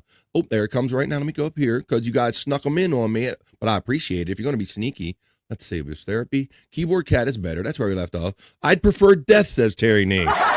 Just take me now, please. Just kill me now. There you go. He don't want that shit. Let's see. Terry Nee, here comes the generosity. The wonderful Tiffany Washington hits me with a $5 super chat. Awesome, Tiffany, on a Whack-A-Goal Wednesday. Thank you for helping me on the day I shamelessly asked for super chats. Bart and I are okay. Just wanted to check in. Also, I'm the one with the health situation this time. Oh, damn, girl. We got to worry about, are you familiar with that? Has she told anybody yet? But don't disclose. Yeah, her MS. Right. She's spoken about it. Her MS is flaring up. Flaring up. I'm sorry to hear about that. Well, I will disclose that my wife has a mild form of that, and she takes something for it every day. She takes injections. It used to be every day. Now they're every other day, Tiffany Washington. So I wish you well with that, and thank you for the $5 super chat. And thank you for sharing your issues because, excuse me, it was like Sparkle Farts in here, which I didn't know. Hello, Sparkle Farts. These names that you all come up with, number one. Sparkle Farts was in here yesterday also telling us about their situation, and they're adapting to a new health normal in their life, and that they were getting a wheelchair. And also, I appreciate when everybody kind of shares what they're going through here, because I think it really does help. And Sparkle Farts said as much, that it helps when you kind of commiserate over with people, and you kind of talk about having your problems and all that stuff. So I think it helps everybody. Thank you for sharing, and thank you for the $5. Well, let me some sounds here, because it is a Whack-A-Go Wednesday, of course. Don't let me forget that. So let me hit them, Tiffany. Thank you, Tiffany and Bart. And Tiff, I hope you're well and your MS calms down on you a little bit. Thank you.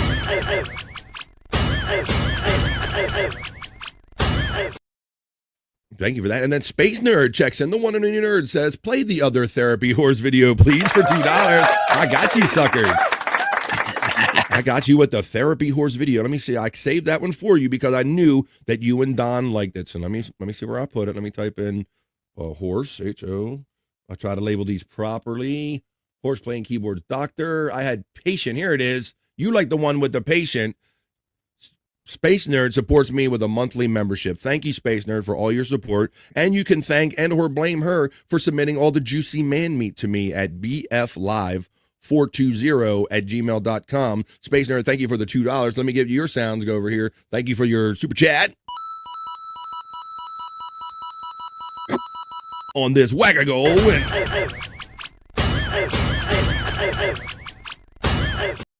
And now I play your video here. Thank you, Space Nerd. Here you go. This is for Space Nerd and Don. This is the one where Terry needs to just kill me. I just want to die. But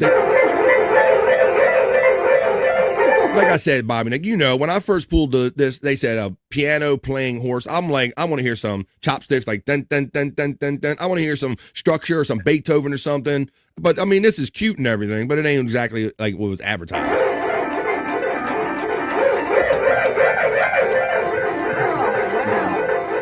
This sounds a little bit like, sounds kind of like Fly to the Bumblebee.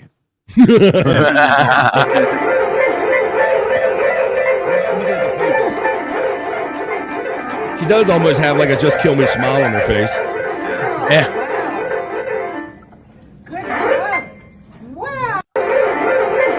She's smiling on the outside, but she's screaming on the inside. Yeah. Couldn't I have just died without that happening? There you go. Thank you, Space Nerd. Thank you for the $2. I saved those because I knew that you and Don liked those. So thank you. I'm glad they worked. Thank you for the 2. Tiff gets acknowledged with the psych emoji. What Tiff are we got checking in? Tiff, we got, yes, sir, says Clippin. Nice catch, Pecan. Pecan shouts out Blummel's defense lawyer. Electra Fry rocks. We're talking about that. I love the song. We went back into the piss break. Did I catch the one that you gave up here and Ding Dong caught it? Did I catch that, Pecan? Yeah. Did I catch that? You did. No, Ding Dong caught it. Thank you, Pecan. You guys are sneaking on me when I'm doing piss breaks and I'm overlooking you guys. Sorry about that. Thank you, Pecan, for making my family even bigger and bigger. Get them all the sounds. Look at this. Come on.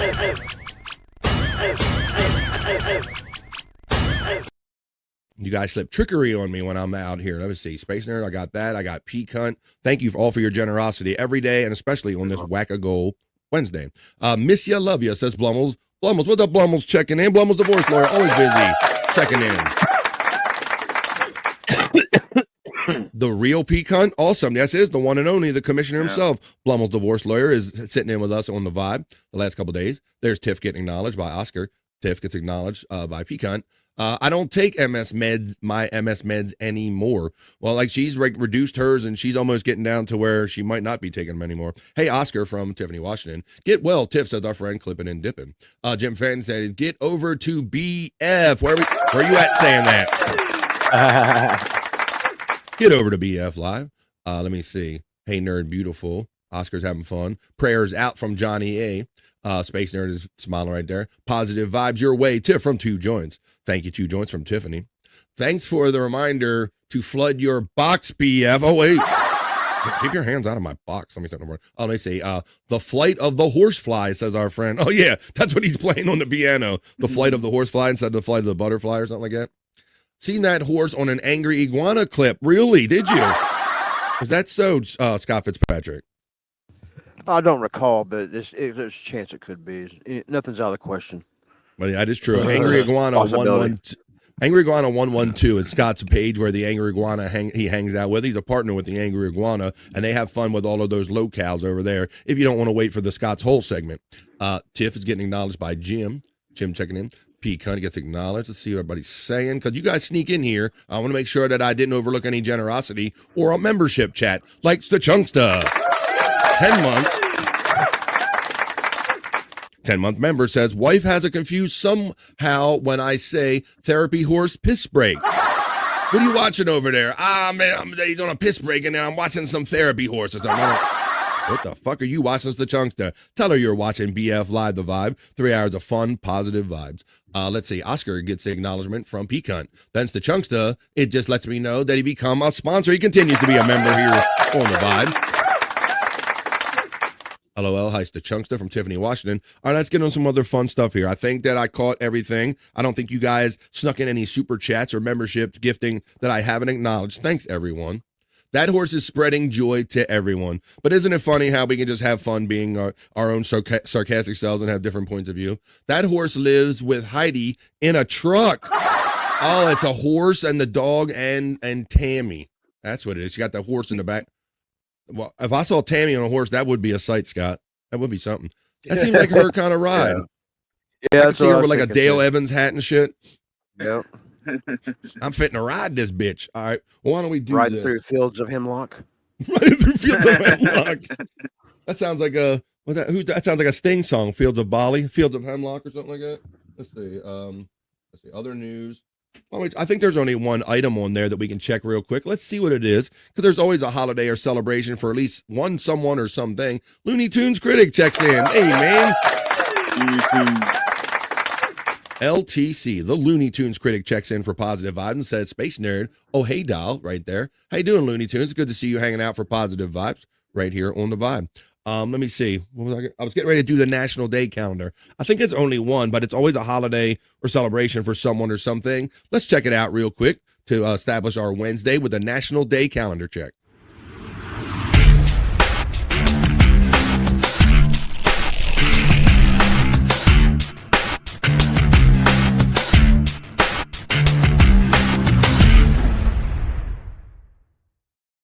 It is Wednesday on the National Day calendar check, Wednesday, August 13th. So let's check out the National Day calendar.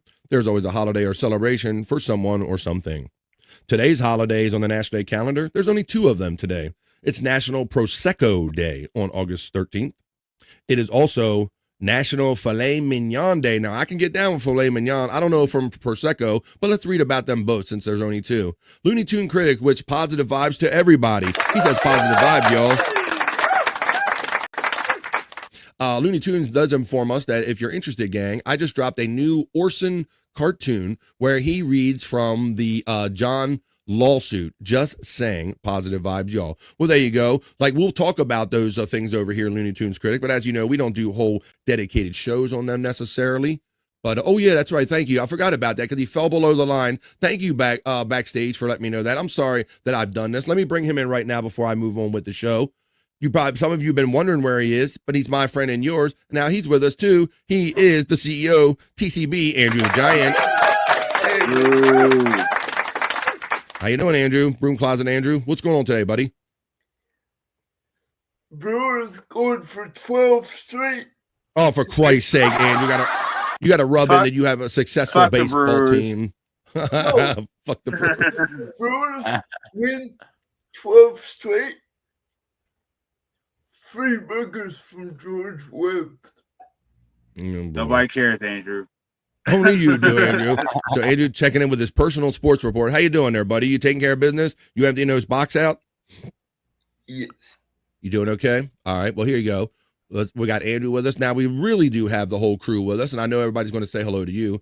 It's Space Nerd reminds us that it's National. BF Live The Vibe, everyone. Oh, that means he's doing double live right now. If he's shouting out in the air to tell everybody to join me over here on BF Live The Vibe. Space Nerd reminds us that it's National 8 days until my damn birthday, y'all, says Space Nerd. What do you want, on the 20th, the 21st? What do you got? A lawsuit? ours like the brain. I love me some filet mignon. What is your day then? I want to acknowledge the Looney Tune critic who helps me on my Wackago Wednesday, Looney Tune. Thank you, my friend. This is the one day a week that I shamelessly, with no shame to my game, ask for super chats and memberships to the Vibe. So thank you. Let me hit you some elements right here. Thank you for the super chat of $2. And thanks for helping me on my goal on my way to a Wackago Wednesday.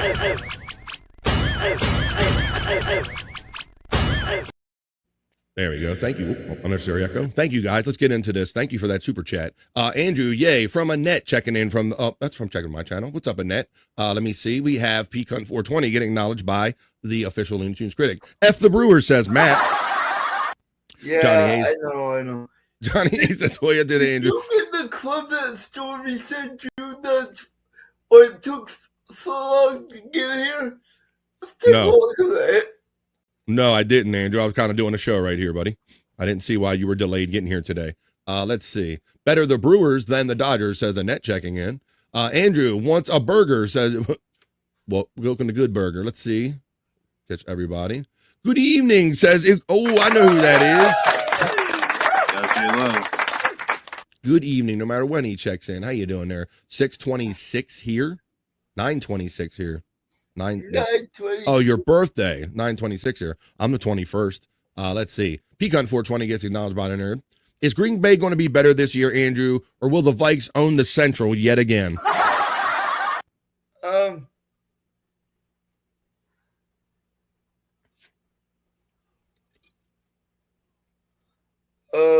Wow. All right. He's buffering. He's buffering. I couldn't get to my, he was buffering. I couldn't get to my brain fart sound fast enough. Did she have a concussion or something? Do you want to move on to this one? Does Andrew have any thoughts on Naomi not being medically cleared for her title defense on Raw? Interesting. Did she have a concussion or something? Yeah, maybe he'll let us know in the chat what the nature of the injury was. I'm not familiar with the injury there, Naomi, but and I wonder if they're gonna like dog her and make her like give up her title, or if they're gonna like extend it or something. LJ La Hoya from Pecan. BF, are you attending the Bake Off on 12/12? Yes, I am. Oh, I got a cookie recipe. You think Cookie Caravello got a cookie recipe? I got a cookie recipe for your ass. I'll be at the cookie off on 12/12. Shut the fuck up. I'm gonna be there. It's already listed online, guys. For those that don't know, Widow Killer's talking about, we just got off a chili cook-off at Perry Caravello's apartment 102, and now coming up in December 12/12, the day of love, it is the cook-off. We're having a cook-off, a bake-off. Let's see. Always the best day when you're in the chat. You guys are awesome, having fun, spreading positive vibes. We were doing the National Day calendar as Andrew joined us, buddy. I'm going to show you. Let's get into these because it's only 2 today. Let's see what. Yes, Andrew. If you say something about the Brewers again, I'm going to kick you off. What? Did anyone send my regards to Broadway? Mr. Levy? I don't know. We'll have to ask Stormy about that. She jumped in. Bakey Fran says to Chunkster, yes. That's my alter ego. I'm BF Chang when I'm high, and when I'm cooking, if I got my apron on, I'm Bakey Fran. Says our friend right there. There you go. There. Oh, wait a minute. But love chatters. Chris Popke checks in on the vibe. And I'm glad you did because I got a present for him that he's been needing right there and deserving. So there you go. Popke has a present. Chris Popke gets acknowledged by the Space Nerd. He joins us just in time. He joins us just in time to do the National Day Hey Hey. I want to see what Prosecco is about, guys. I know it's a drink, but I can't say that I'm overly familiar with it. I don't know if it's a wine or whatever. It looks like a wine. It is National Prosecco Day here on the Vibe, on the National Day calendar, on August 13th, and it represents a time to raise a toast to the remaining days of the season. As we bask in the warmth of the resounding rays of summer, the day encourages people across the U.S. to embrace life's everyday celebrations. National Prosecco Day, hashtag. A sparkling wine. Prosecco is made from a variety of grapes. One of the oldest is Glacier. However, Prosecco can also be made from Chardonnay, Pinot Gris, and Pinot Noir. Primarily grown and bottled in the Veneto region of Italy, Prosecco's draw is its elegant mousse. In wine speak, the mousse is the lovely persistent bubbles. These bubbles give Prosecco the sparkle that makes them so appealing for celebration. It's a celebration, bitches. So if you're celebrating something today, and if you like a nice bubbly wine drink, it sounds like Prosecco is your day. Prosecco Day on the Vibe National Day calendar check. Prosecco Day. I love Andrew when he keys on one word. Well, Andrew, let me see what you think about filet mignon. I used to call it mignon on purpose. Filet mignon, Scott. Is that a Yeah, I've always heard of this. I've seen it at the store, but I've never had it. Have you never? Because I'm the same way, Never. Scott. Like, to me, this was always like the foo-foo meat that I never ate, right, buddy? Right. Something I like about the steak, name was man. always very intimidating. Filet mignon. And especially with me being a picky eater, Scott, I'm like, that just from the name, it doesn't sound like anything I'd eat. But I actually do eat this, Scott. Filet mignon. I've had one or two in my life. I always thought it wasn't for my class of people. So That's what I'm saying, Scott. I had that same connotation to it. Whenever I heard the cut of steak filet mignon mentioned, I'm like, oh, that's that shit that's above me that I don't really fucks with. I mess with some New York strip or whatever, or a sirloin every now and then, but I don't normally. And it's still to this day, I maybe only had less than a handful of filet mignon, but let's read about filet mignon.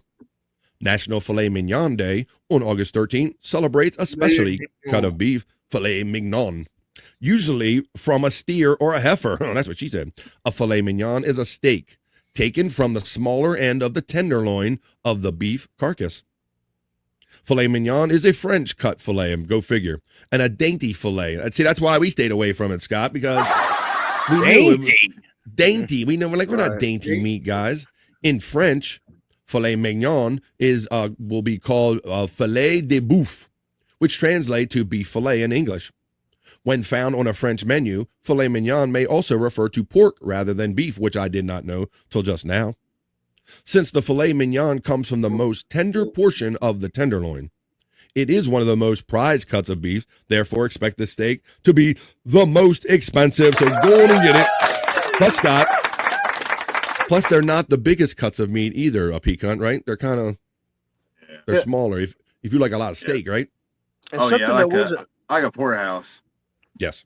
Something that wasn't mentioned. Maybe I had it wrong or something. I thought they was wrapped in bacon. I thought that was bacon wrapped around. Scott, I see them in the stores like that too. And I told you one time that one of those traveling meat trucks came around my neighborhood, the frozen trucks, buddy. Yeah. And I bought the whole stockpile. And among that was the bacon wrapped filet mignon, Scott. That was the first time I ever had a bacon wrapped filet mignon is when I got it that way.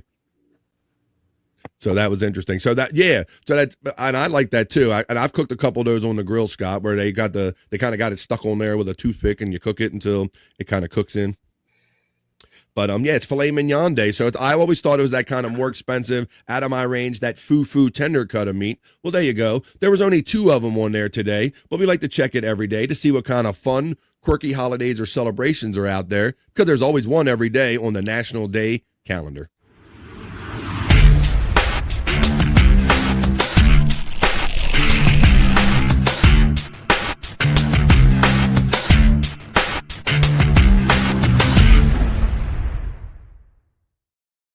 Let's go. Let's keep the fun going here. This is BF Live, the Vibe. Positive vibes in the midday, no politics, more than gossip, an actual show. And fun is what we do here on the Vibe every day, Monday through Friday. I got Bobby Nick, I got Pecan, I got Andrew, and I got Scott Fitzpatrick, and I got a whole chat family full of friends. I got Andrew wanting to comment. Yes, Andrew. I said his name. Pecan. Do you sir. watch real wrestling, or do you just create it? And that's an interesting question. How much compared to how much fun you have making all these fun wrestling matches at Pecan 420? How much time do you actually still invest in watching and staying up with the storylines, buddy?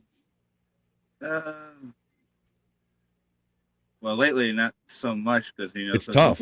Yeah, it is, because won't be too long. I'm going to be taking a little break and everything because I really want to work on the 2K25 version. Okay, so it's gonna take a little pause in this kind of action and maybe learn some new skills and all. And you say you want to learn a new version of it. Maybe you can kind of up your game, if you will. Is that what I'm hearing?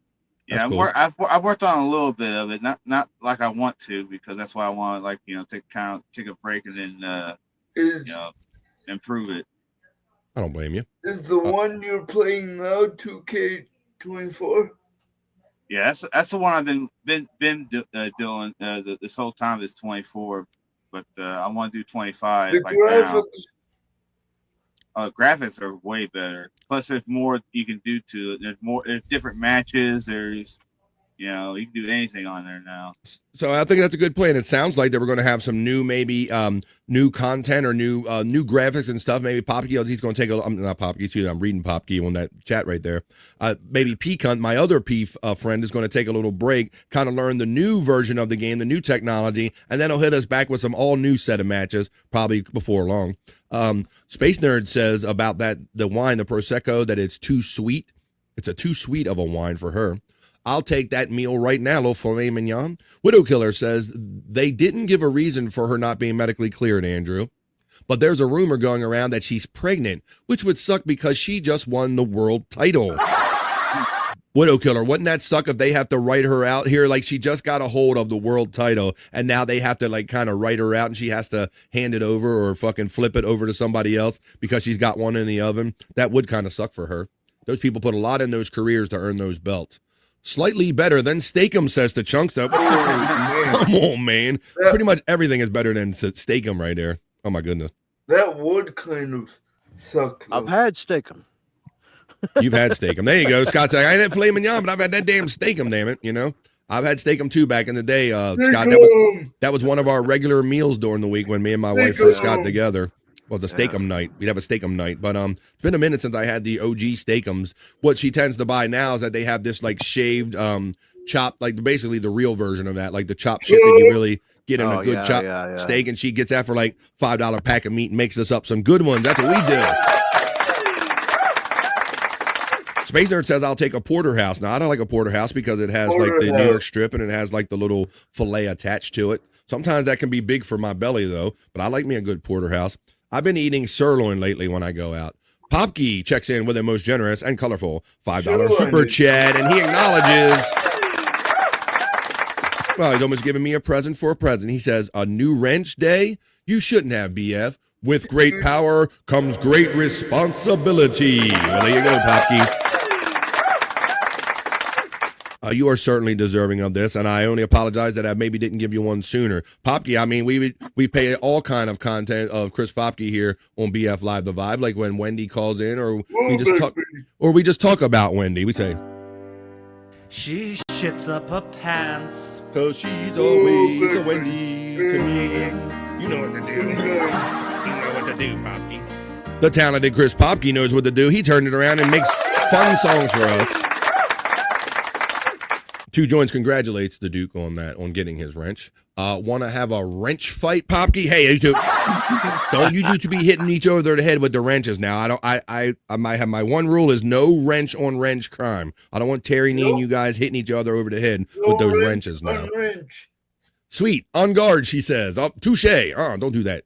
Popkey, Duke of the Pop, meet at the border. Salisbury steak was regular in my house growing up. Yeah, Popkey, I ate that stuff going everywhere, and I'm still to this day, Scott, not quite sure what cut of meat that was that I was enjoying. Like, is this liver? Like, what is this? Yeah, I'll still eat them. I kind of, it doesn't seem like it should be steak. It's more in the hamburger family, I think. It is, but I enjoyed little Salisbury steak when I was growing up. That was one of my major food groups. There you go, Space Nerd. Steak is gross. It's gross? How dare you, Andrew? I had too much at the other house. I'm over it. Well, there you go. Andrew had his fill there. Andrew, I mean, we got you down in Florida. I've never done this. I've never gone skydiving, guys. I've done an airplane before. Is anybody we know going skydiving? Anybody in the chat or anybody on panel? Hell no. No. We got some Earth lovers, right? So, and I agree with that because, it just takes one string or one thing not releasing, Scott, to come out, and you did, right? Yeah. Well, imagine if you do have enough nerve to go skydiving and you land on the ground and then this happens to you upon landing. No. What's up, Skip? You get attacked by kangaroos, Scott. Oh, man. Fuck off, Mike. Go away. Look, they're like, fuck off. Get away.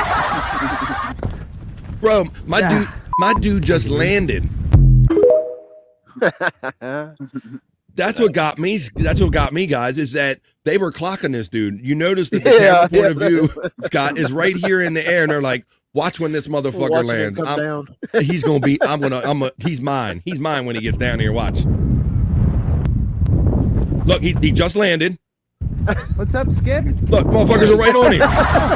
Hey, fuck off, Mike. Get on my land, Mike. Get on here. Get out of here. Right, get out. You fucking...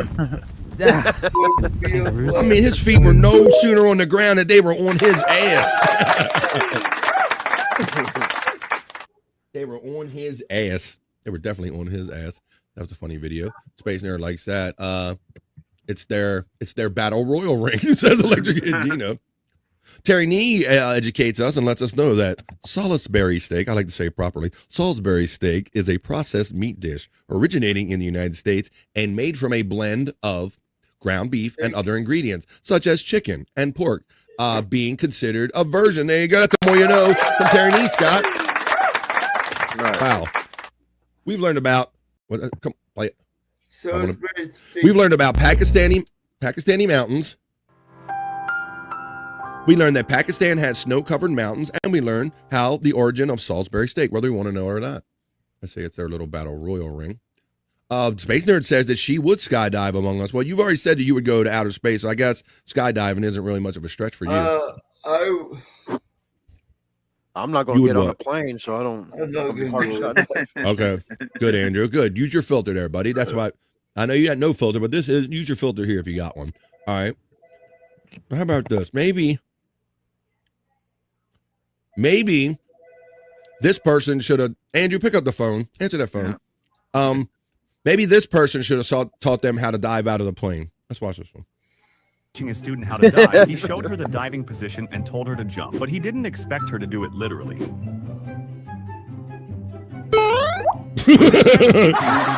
She just jumped. Showed her the diving position and told her to jump, but he didn't expect her to do it literally.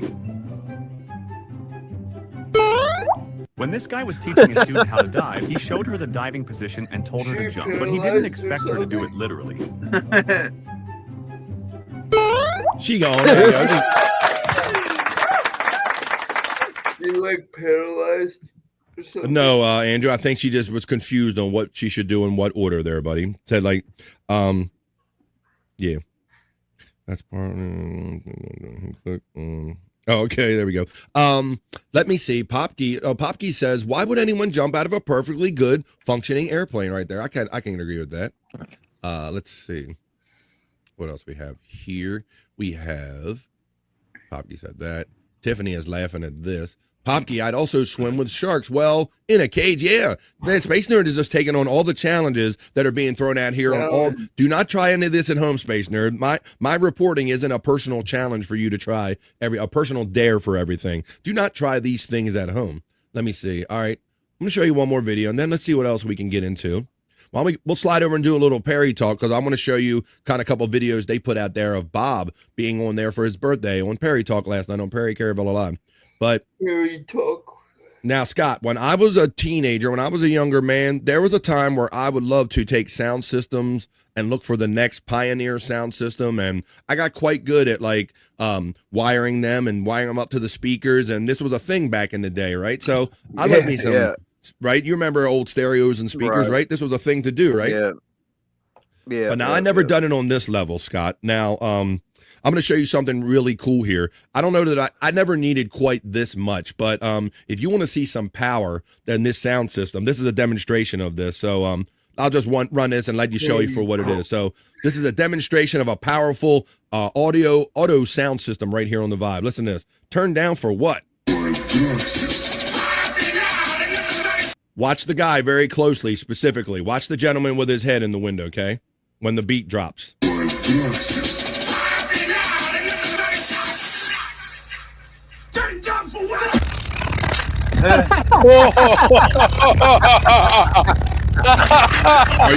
fucking kidding me, Bobby Nick? Fucking Dumbo! Holy shit! Look at him trying to smile like I can take it. Oh my god! The steering wheel is a woofer, look. It looks like he's in a wind tunnel. Looks like his ears are trying to fucking make him fly away. Well, look at that thing, guys. That is ridiculous. You know, I always like showing off and having some bass. Talk about damaged ears. Yes, I know, guy. right? And Yeah.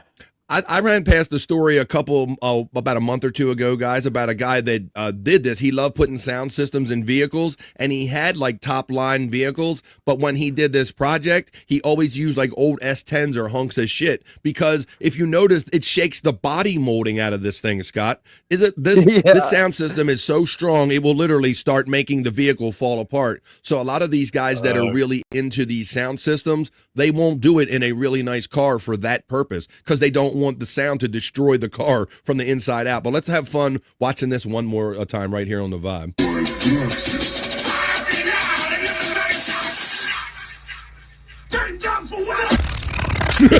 Look at the weather stripping right there, Scott.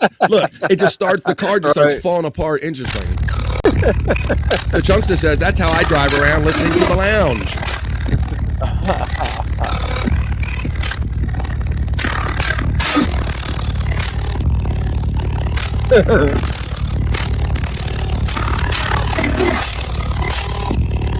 He's holding on to it.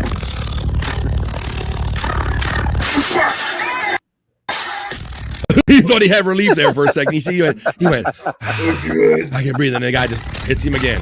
Yeah, right.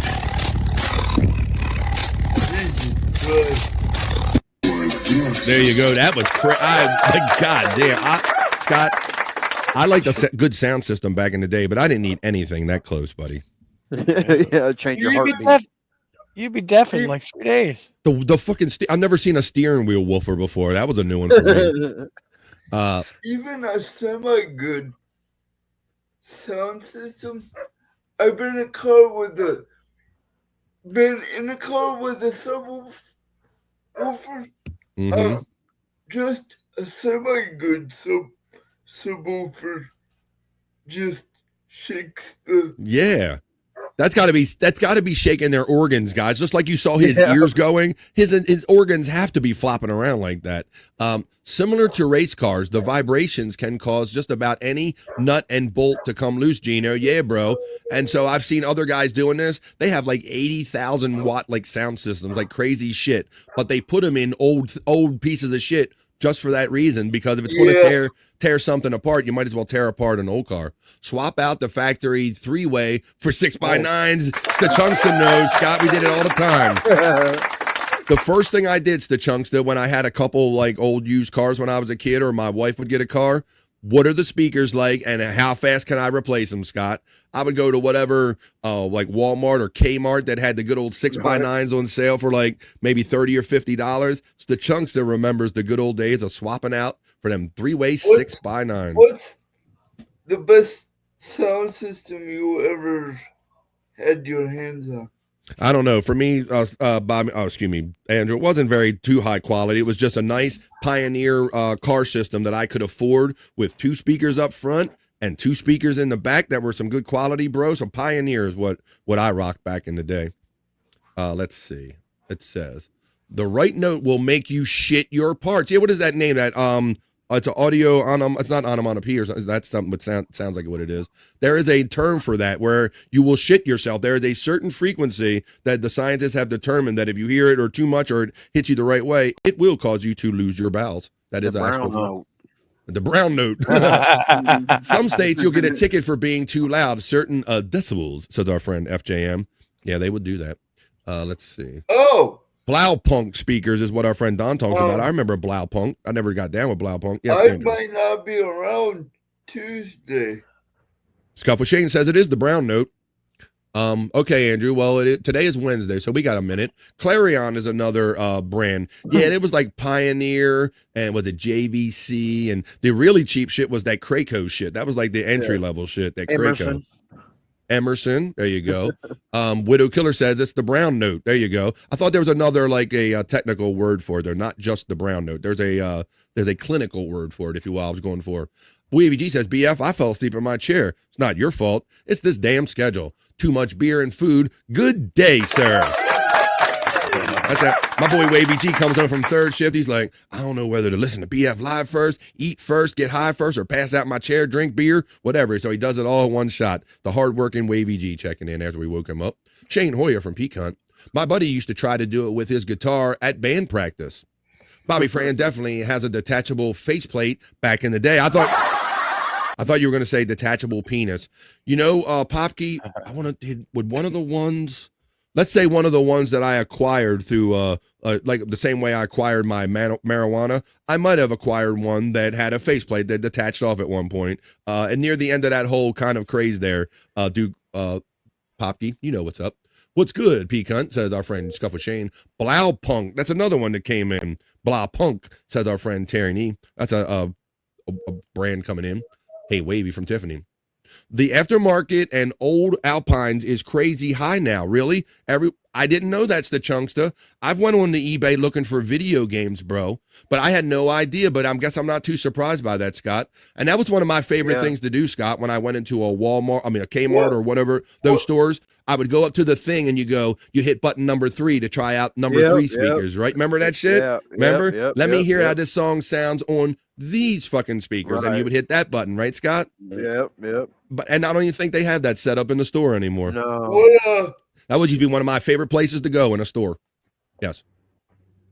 What system did you look for? I told you I would just shop whatever was there. It was always the cheap ones, and then they'd have the stuff that I couldn't afford.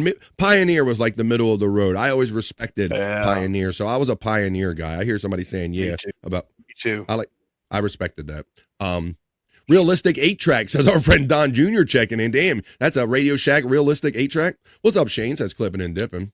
Yeah, everyone wants the Alpine now. I'll have to go on eBay and look at some of that up because I'm not too surprised by that because I know that the retro market is quite large for all of these old video game systems and carts where the prices were going through the roof during the pandemic and all. So I imagine the same can be true for these old car stereo systems. You know, guys, I didn't think other than if you had an old car because these new vehicles come with some really higher quality systems, Scott. Like it used to be back in the day, like every car came with the shittiest paper thin speakers and an AM lucky FM radio if you were lucky, right?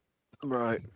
And then they started being some good bass systems, but they didn't want to charge you the extra money to put a high quality speaker in. So they would just give you that shitty piece of paper. And so I like somebody said in the chat, you would go to your local store and buy those 6x9s or something and put them in place of those shitty ones. And you upgraded your game tight back in the day. Delco. Holy shit. He's going for the deep cut with Delco with all the names. Yeah. With the Pioneer, JVC, Blaupunk, Delco. You guys are having fun with this segment right here. I couldn't believe when I saw that guy's ears flipping around like that. I said, I got to show that to my friends right here on BF Live because, I mean, that's just a ridiculous amount of sound. Well, you know, and nowadays when I hear somebody bumping music, Scott, a lot of times I'll say, all right, what white guy is that? Because it's normally a white guy trying to be less white by playing like hip hop music, like terribly loud. Terry Nee Pool's a good one. Kenwood was another brand back in those days. Kenwood. Andrew. Ever play heavy metal with some good speakers? Not lately, Andrew. How about you, Scott? Play heavy metal? Nope. I never. That would be interesting. Somebody hook up their guitar amp to their car system. Andrew makes a funny point right here. All right. Why don't we continue having fun right here on The Vibe is what we do. Turn down for what? When I saw that guy's ears are flapping, you can imagine what his organs and other stuff doing. I imagine that'll clear your colon out, P-Cunt, right? Just shake all your shit through out your body or whatever. Oh yeah, change the rhythm of your heartbeat. Might throw up too. Mr. Rob Taker says skeletons can't fart. Well, that's a more you know from Rob Taker. See, Electric Head Gino is exactly familiar with what I am. It's often the guy bumping the music the loudest whenever I hear it. Gino said that's often a white guy in his trashed out Honda. I love that, guys. That the Fast and the Furious movie made these guys turbocharge all of their parents' hand-me-down Hondas and shit. Rob to the Taker from Pecan. Popke says, I'm always amazed that people want to share with the public that they have shitty taste in music.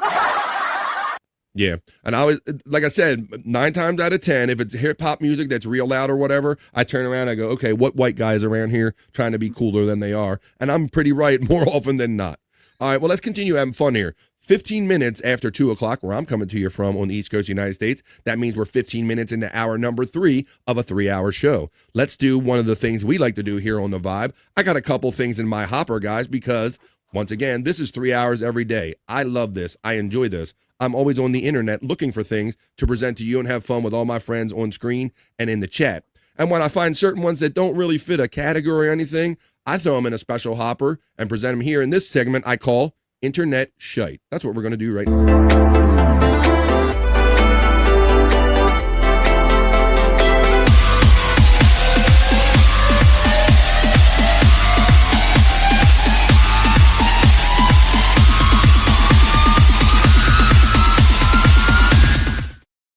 Hell yeah. BF Live. Internet Shyt. I like how Bobby always points out that this is one of my longest, probably one of the first segments I kind of ever wrote, if you will, when I got into this old podcasting thing. So I'm enjoying keeping it alive. And Andrew knows, because Andrew and Bobby Nick were there for me when there's us three original guys. I did this on other shows, so I bring it to you now on my show. This is my Internet Shyt. I enjoy it thoroughly. Thank you, guys. You and Bobby Nick have always been complimentary about this. I'm like, let's show some fun shit off the internet. Matter of fact, Scott, I have a perfectly good vape pen right here sitting. I haven't had any excuse or reason to do. We're not going to necessarily go in Scott's hole today, but I can always find another reason to smoke one. So how about my imbibers? Do you have edibles? Do you have smokables? Do you have a drink maybe, perhaps? Or you don't have to do anything. But this is a little time right now. We take a little pause in the show before I start this Internet Shyt segment. And we're going to do a little pause for the calls. This is a memorial hit for our friend Donkey Kongington, our chat family bro, that's no longer with us. That's inspired this. But this can be for anybody that did you miss that's no longer with us, or it's just a reason to take a hit. This is another dab done for our friend Donkey Kongington. Another dab done for donks. Another dab dog for dunks. Doo-doo-doom, doom, doom. Another dab dog for dunks. And another dab done, and another dab done, another dab done for dunk. Hey, gonna dab you too. Another dab done for dunks. Another dab dog for dunks. Oh, Dice Godfrey. Oh, Dice Godfrey. Internet Shyt is what we're doing. Celebration. So shout out to our friend Donkey Kongington, or anyone that you're missing. There's your chance to celebrate and smoke a bowl. Hey, Don from Tiffany, Washington. Hey, Shane from Tiffany, Washington. Bongs for Donkey Kongington, says our friend. We can do bong hits too. Speaking of bong hits, where's Mandy Diff at? Dab for donks. Tiffany, Washington smoking it. Was with Scott. Oh, talking about actual donks. There we go. Okay, they're talking about for my donks. Here we go, guys. All right, let's start Internet Shyt, and we'll keep our friends in mind as we do it. Hey, smoke your bowl while you're watching this next one. All right, guys, Internet Shyt. I always like to present Corbin Millette, this guy that famously teases and antagonizes his parents by doing all types of viral things in and with their home. And we see how mom and dad reacts to it. Today, he's replacing his parents' couch with airplane seats. Let's see how mom and dad like this on Internet Shyt. Parents' couch with airplane seats. My parents have never sat or experienced first class, so today I figured I'd give them the opportunity of a lifetime. What the hell? I've never sat in first class before. I'm economy, boy. Now we can look like all those people on Instagram that rent out their fake private jets and like, oh, look, I'm super rich. Give me the toilet seat so I can hold it here and be like, look. And you know what this reminds me of? When Chandler got brand new recliners. Could I find this dude on? No. You can find him on Corbin Millette. You can find him on YouTube and all the social media under Corbin Millette. Corbin Millette. Let's see how first class mom's feeling today. No, I'm not doing this. I'm not fucking today. Where'd you fucking get these? I bought them. You bought fucking first class air seats? That's another thing, guy. Where do you find, like, I need like 2 airplane seats so I can tease my, like, where do you even, that's another level of where he even comes up with this shit. Why don't you buy me first class tickets to a fucking place to go to get away from you? Never sat in first class before. Yeah, thanks to me. Well, too bad it's not a real plane. Just take me somewhere tropical. There's no like hidden tickets in here for me. What the hell are you gonna do with these? Like, you're not gonna be able to sell it because nobody's stupid enough to buy stupid shit like that but you. Like, I'm sick and tired of you bringing more and more crap into my house. I'm gonna have a sale. I'm gonna have a fucking sale with all your TikTok bullshit. Oh, there you go. That's a good question, guys. We've seen him gather a lot of stuff in the time we've been watching him, Scott. He's got to have like a basement or a warehouse filled with some of this shit, right? Yeah. An auction off or something. That'd be a good idea. But I'm thinking, right, because he buys this shit, he does a one-off goof with it, Scott, and it's got to be like stuffed in a corner somewhere because it seems like the next day he's doing the next thing to drive his parents crazy. Well, let's see. All right, let's continue on my next piece of Internet Shyt I got right here on the Vibe. I got some more for you. got in the hopper for you. Next here, I have, let's see. Oh, it's Corbin again. But this time, you know, he's always messed with his parents' TVs. Like he's taken their big TV, made it really small. The one day he ran into the room and he smashed his father's TV, only to watch him flip out and go, "Dad, don't kill me. I got a better one for you." Well, now he's messing with the TVs again, Scott. The other day or a week ago, I think he took the TVs out and he tried to go back to the 80s on them. Well, now here we go again. Here's Corbin Millette replacing his parents' television, singular TV, with 10 televisions. Let's see how this looks and goes and how mom and dad like it right here on the Vibes Internet Shyt. My parents' TV with 10 TVs. My parents are always screaming at each other because they can never agree on what to watch, so I came up with the perfect solution to make everybody happy. Oh shit! This is sick, man. It's like a Buffalo Wild Wings. This is gonna work out perfect. You know, I can have these 3 TVs. I can have these 6 TVs. She can put her earbuds in. Watch like Trailer Park Boys, The Sopranos. This is awesome. Your mom's probably not gonna be happy. Dad is hyped as a motherfucker, and he's like, "This is great. This is great. This is awesome. This is awesome. This is great." Jumbotron back in the ceiling too, because that's another 4 TVs where you just stick right there. Say, come on, mom. Come on, mom. Got like this. Come on, 10 TVs. 10's better than 1 or anything, right? She's gonna bitch. You're fucking loving this. We got wings on the way. How can you watch anything? We got wings on the We way. got 3 different flavors coming from B-Dub. fucking love it. Oh, this is fantastic. You know so what? where's Bravo? You know I don't what? see any of my shows on. I see it's all bullshit. Fucking stupid. Like you could have just bought one big fucking TV instead of fucking 9 different fucking televisions. Waste of money. It wasn't a waste of money. Shut up. Stop encouraging his bullshit. You watch your phone half the time anyway while the TV's on. I don't even know what TV to watch. See, you give a woman too much and they still complain, Scott. See that? You say, okay, I don't want to watch your sports. I want to watch other shit. Oh, now I can't hear something. There you go. Has mom liked anything? I think she liked some of the wine stuff. It's very few things. Scott, can you guys remember anything that mom really liked other than the wine? I think that's I remember there just being a couple of times, but I don't remember what it was. Wow. Yeah, it's true. It's not very many, Space Nerd, as you know, watching here. Not often at all. I want to say it didn't show up here. Let me see if it showed up here in my chat. It did not. It did not show up, but I want to acknowledge a donation that I was given, and I don't want to dox the person. So I'll simply say, and I don't know if it's one of my regular BKs or not, but it's BK, Brian K. Thank you for $20 to my PayPal. Thank you very much, Brian BK. I'll just say that because I don't know if I want to dox your entire last name, but it's safe to say that it's I know the last name of my other Brians, and this is a different last name, also with a K. I'm not going to say it, but I'll simply say thank you, Brian K. I don't want to dox your name in case it's PayPal thing, but thank you, Brian K. for the $20 to my PayPal. I think she has at one point, says Tiffany Washington. Whoa, Gino says it was okay. Well, you want to dox yourself? Thank you, Gino.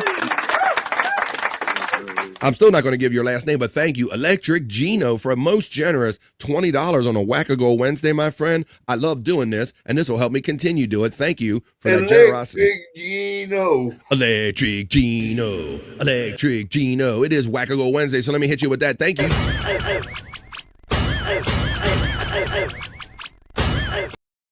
I didn't see. I did it right. I did not see. I didn't say your name. I said a first name. I was just going to say BK, but we already have so many other BKs. I had to add on to the BK a little bit, but there you go. I will stop saying anymore so we can stop guessing about it. Thank you very much. See, I know enough what not to say, Gino. I've been married a little bit, so I'm smart enough to know what not to say. So there you go. Thank you for that generosity. That was awesome. I appreciate that so much. I love doing this shit, and I love you showing the next thing that I'm going to bring you on Internet Shyt. This is a segment I do when I find little bits and videos and stuff that don't fit a particular category. I like to throw them in a hopper and present them right here for all of my great friends on the Vibe. This is Internet Shyt, and this is, let's do a little, yes, Andrew, let's do a little cooking right here. We're going to do a little cooking on the Vibe. Watch this. Little cooking and cleaning.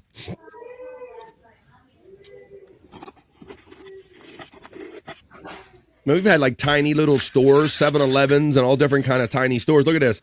They're going to make a tiny cake, guys. Look at this shit.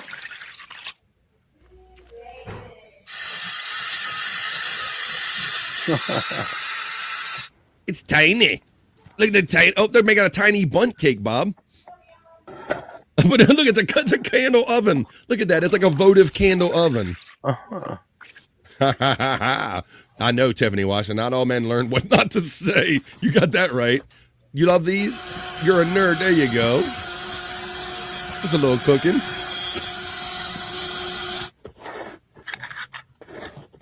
Get a little knife. That oven kills me, bro. Look at that shit. That could be cocaine. Cocaine? Put a little icing sugar, powdered sugar. What we got? Little milk. Oh, then he's making the frosting. A little icing sugar. Looks like shitty Coke. Yeah, that's what I said, Don. That's what I said. Where's it? What? They can put a little. Look at this. They're like putting a little vanilla in it. This isn't even for look, guys. Look at that fucking sponge. Clean up your mess. Look at you. Look at you. Looks like shitty cake. There you go. Shitty cake. I love when Andrew attaches on the last thing or two words we say and just repeats it, blurting it out. Cake. Look at that asshole. Asshole. What is it? Cake. It's a whole cake? Yeah. Yeah, it is. Somebody have an idea to do something with that pecan. Look at little sprinkles, little everything.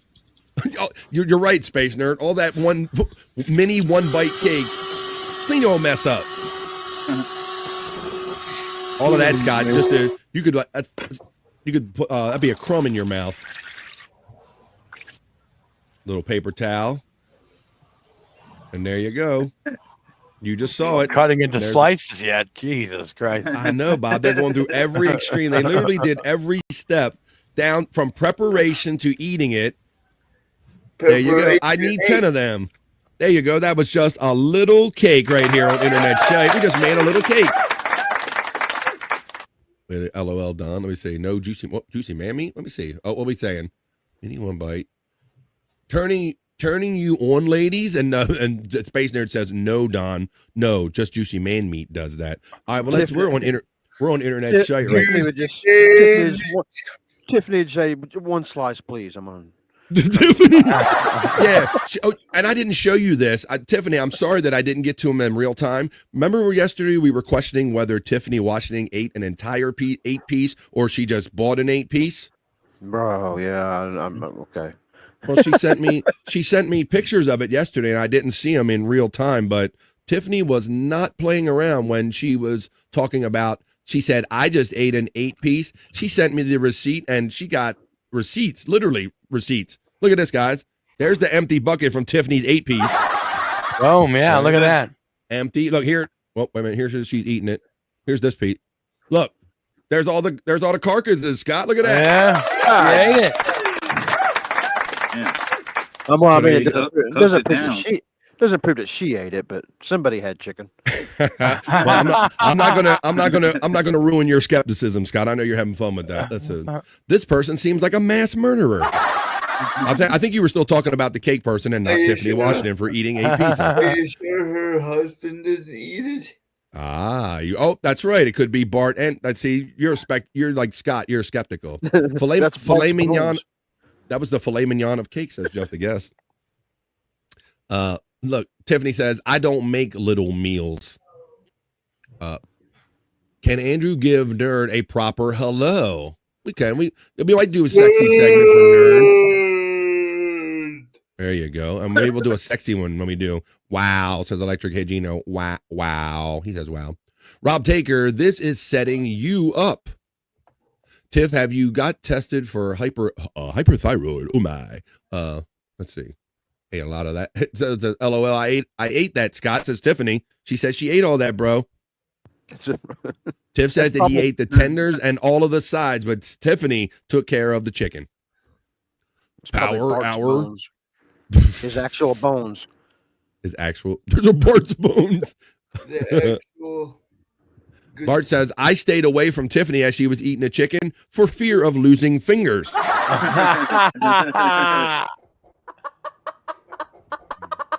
good.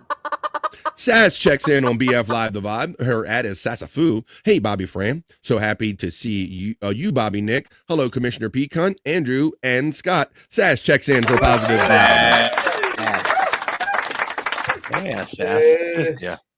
Well, Sass, you caught us in the middle of internet shite. You know, I think you might have been here for this segment before, and if not, this is a segment where when I'm out here looking for content for 3 hours a day to do shows, sometimes I get stuff that don't really fit in any category. I threw it in this hopper called internet shite, and I'm going to show you the next piece of it right now. This is Corbin again. Let's go back to Corbin Millette.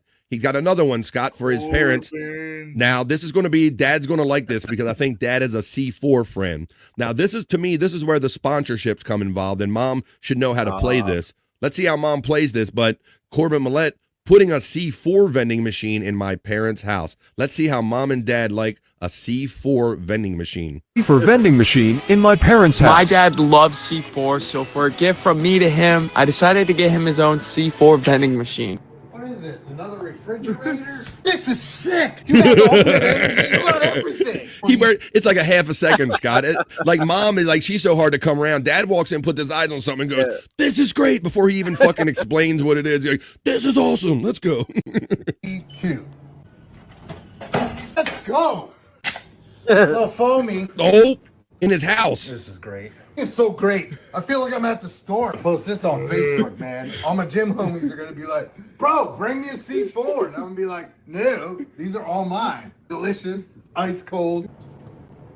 Come on, Mom. Are you serious? This is what we're Sounds doing. efficient. Let's see what Grab- does this do. So grab- let's get number select 22. something. You'll be, oh, I'm surprised it worked. Look at that. This is the kind of stuff that needs to be like in a gym or a grocery store or even an office. Or our not house. my freaking dining room. Instead of wasting your money on vending machines and stupid stuff like that, buy a house.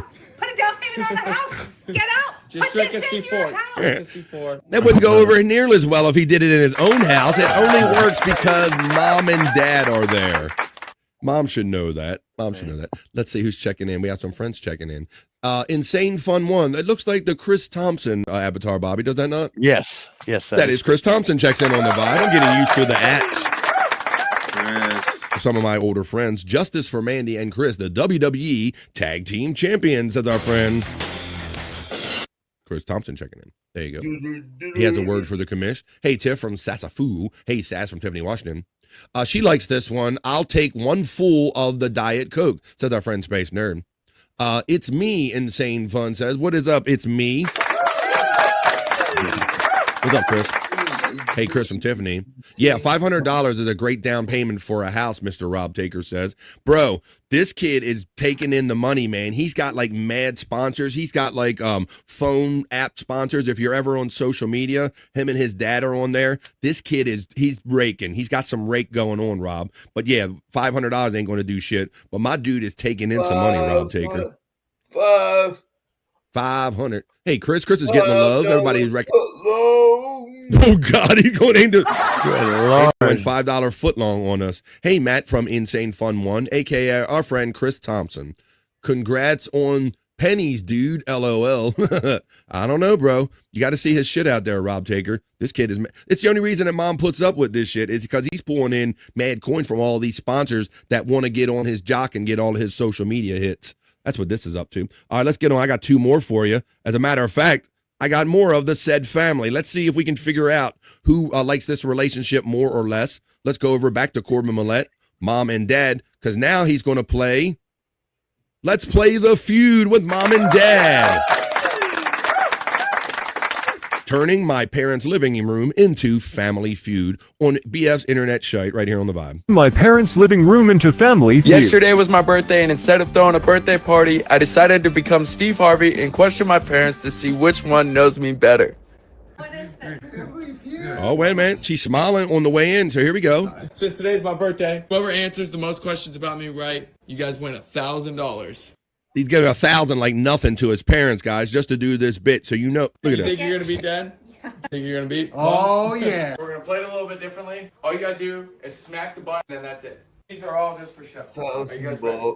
What is the make and model of my first car? It was a Ford Ranger. That is taking the lead. Taking the lead. What vehicle was I driving when I got my DUI?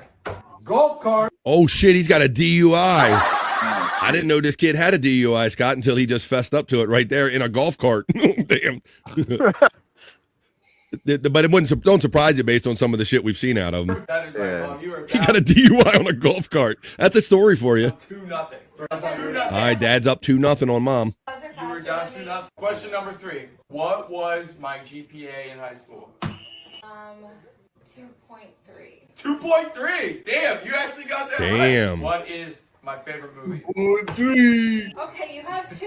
I'm gonna say Hot Tub Time That Machine. is right. Hot Tub Time Machine.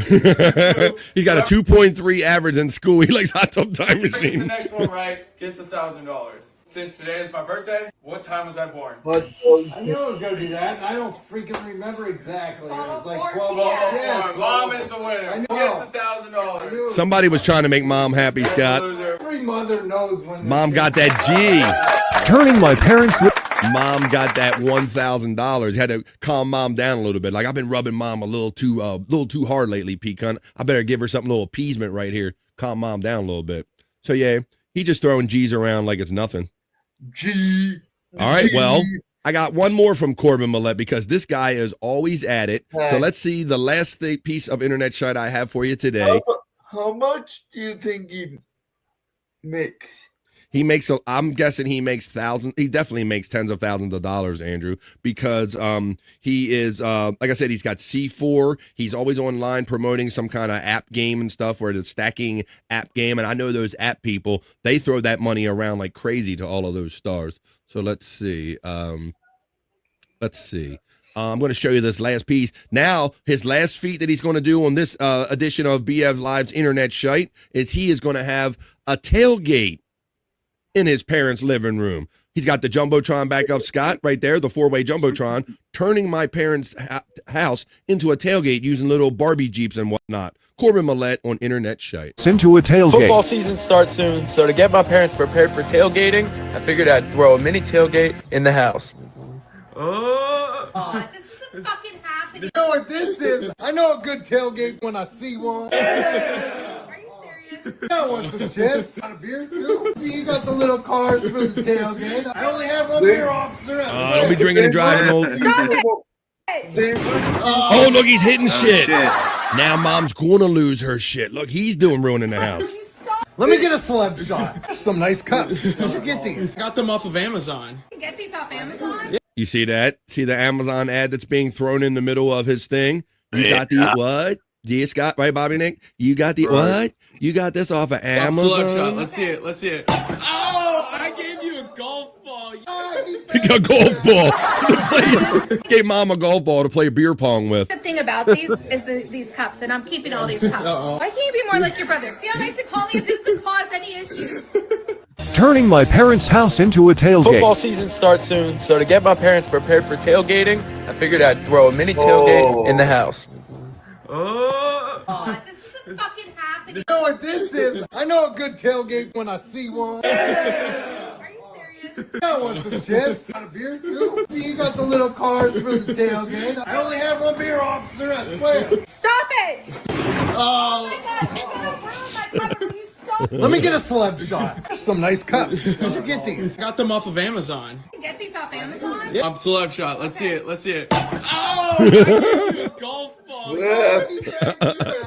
Fucking serious? The good thing about these is these cups, and I'm keeping all these cups. Why can't you be more like your brother? See how nice you call me? It doesn't cause any issues. As she stands there with under the Jumbotron that her other son put in the room. It's like a little Jumbotron. Widow killer checks in and says, "We asked 100 men what's big and hard in their pants." Let's go over to the nuns. All right, Sister Mary, what's your answer? Their answer is their penis. Hello, there you go, sister. She got the answer right. Thank you, Widow Killer, for that Family Feud question. Hey, Tiff from Insane from Chris Popke. How about this? I'm going to wrap up this segment. That was BF Live's Internet Shite, folks. Just a little fun, random stuff that don't fit any particular category. I threw it in a hopper, and I presented it to you just there. Yes, Andrew, the Internet Shite.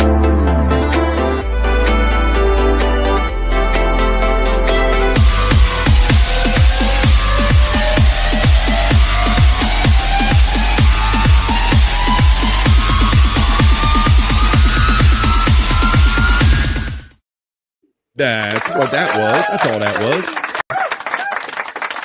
BF's internet Shyt is what we just did right there. All right. Let's see what we did. We enjoyed that the other day. What is this? Oh, I don't know. I'm going to get into that one right now. We're going to have fun. I played that one. I want to talk to this about some guys on here because I made this part of my liftoff reel the other day. But, we always say that death is a bat in 1,000, as they say. None of us are getting any younger, and that's including my 90s kids right here. I played this the other day, but what do my 90s kids or people that grew up in this era think about now? You're getting of the age where they've turned the 90s into a childhood museum exhibit right here. I thought this was kind of interesting and showing all the technology that we used to use back in the day, Scott, like the Walkmans and stuff. There's a little walk through our past, little 90s museum right here on the vibe. Oh, BF. I changed the track on my liftoff reel so I wouldn't get hit by a...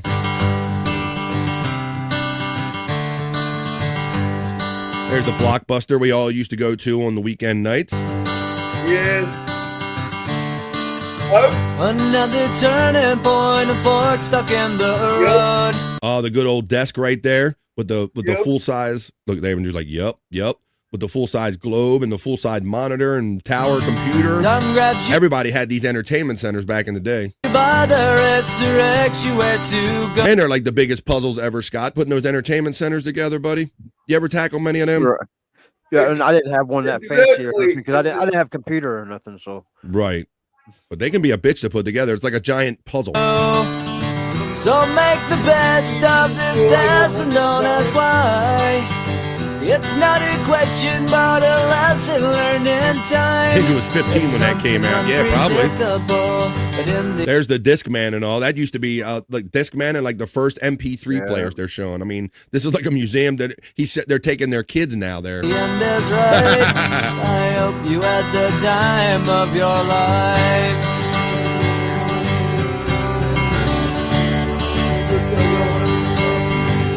I'm not calling you old, Tiff. That's the calendar calling you old. There you go. I'm almost 30. Holy shit. Skeletons are old, says Rob Tager. That doesn't see. Yeah, I BF, thought. Yes. BF, don't you hate when you're putting together like an entertainment center or some kind of bookshelf or something like that, and you're done, you think you're done, and you got like 2 or 3 screws left or something like that?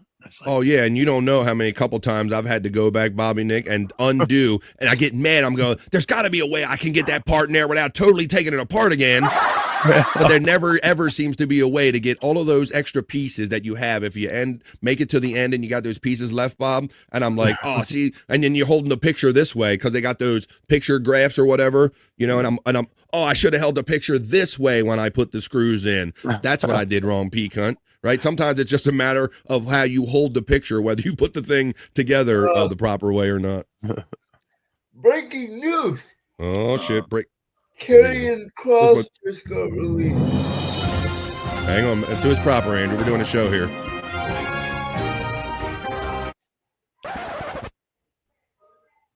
Now you do the news. Carrying Cross just got released. For the WWE? Yep. You got to tell everybody who that is, Andrew.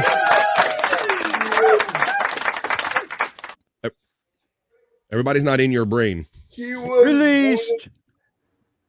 The leaders of the faction, the Final Testament. All right, the Final Testament. He was one of those factions, but he's been released by the WWE. There you go. It's the unasked for BF Live sports breaking news from Andrew the Giant right there, the CEO himself right there. It's not Christopher Cross. No, never said anybody was sailing, taking him away to where you always heard. No, nobody's doing that. It's Karrion Kross. Let's see. Breaking news. The Brewers still suck. Problems checking in. WWE referee Charles Robinson got hit by a bat and is in the ER, according to our friend Widow Killer checking in. Andrew, you aware of this? Are you following this story? I heard about that. I was like, what the fuck? I wonder what that precipitated, that Widow Killer. Was it like a bit that went wrong and somebody went too far? Why do you have the red and the blue bat? Like, why do you got the 2 bats there? Or did somebody like really get their ass whipped over the results of one of the matches? Maybe they'll let us know. We'll find out. Oh, because Representative Rob Taker says they didn't renew Karrion Kross's contract, so they must not have no plan long term for him. Probably the way it's been going, Mr. Rob Taker, look for him in AEW probably by next week. That's probably how that'll go. You know, right? That or yeah, one of those TNA, one of those. He'll be out there. Let's see. Matt is getting the laughs. Let's see. Me Too Nerd.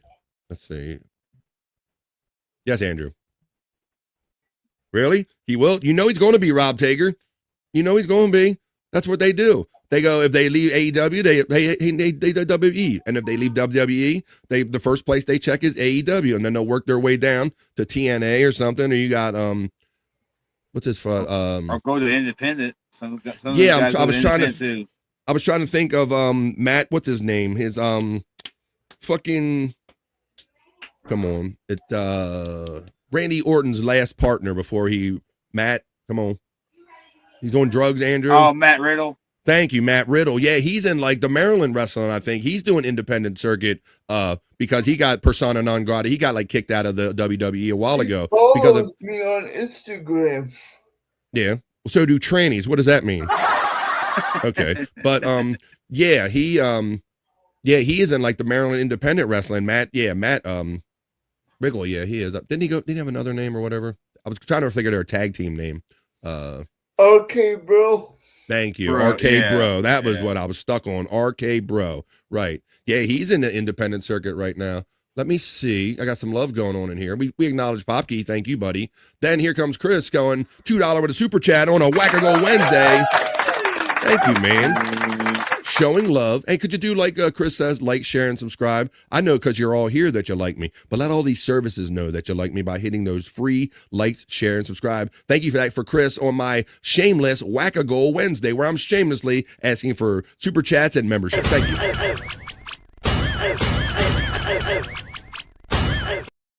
There you go. Gonna be another one here. And then right after that, he checks in with yet another one, Chris does, with another $2. Thank you for your generosity, Chris. Robinson didn't get hit by a bat. He got bit. Got bit by the bat. All right. Well, thank you, my friend. Chris Thompson checking in. Here you go. Hit him one more time.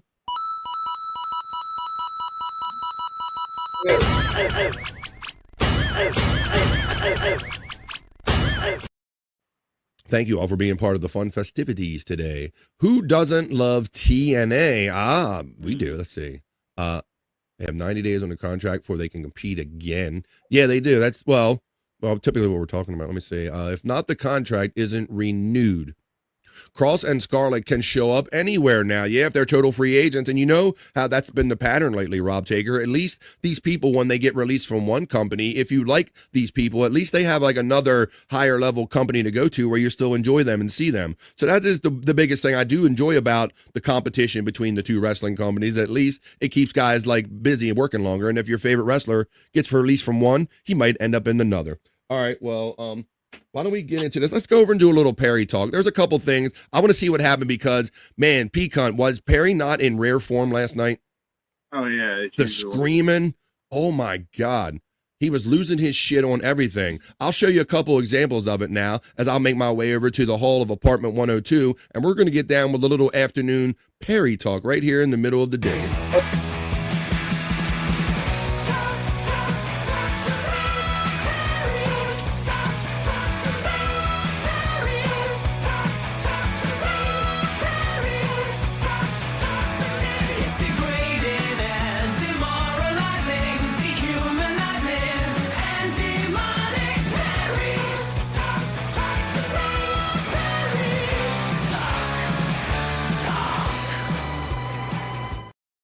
Hell yeah, it was a special Tuesday night. I gotta go in 10 minutes, folks.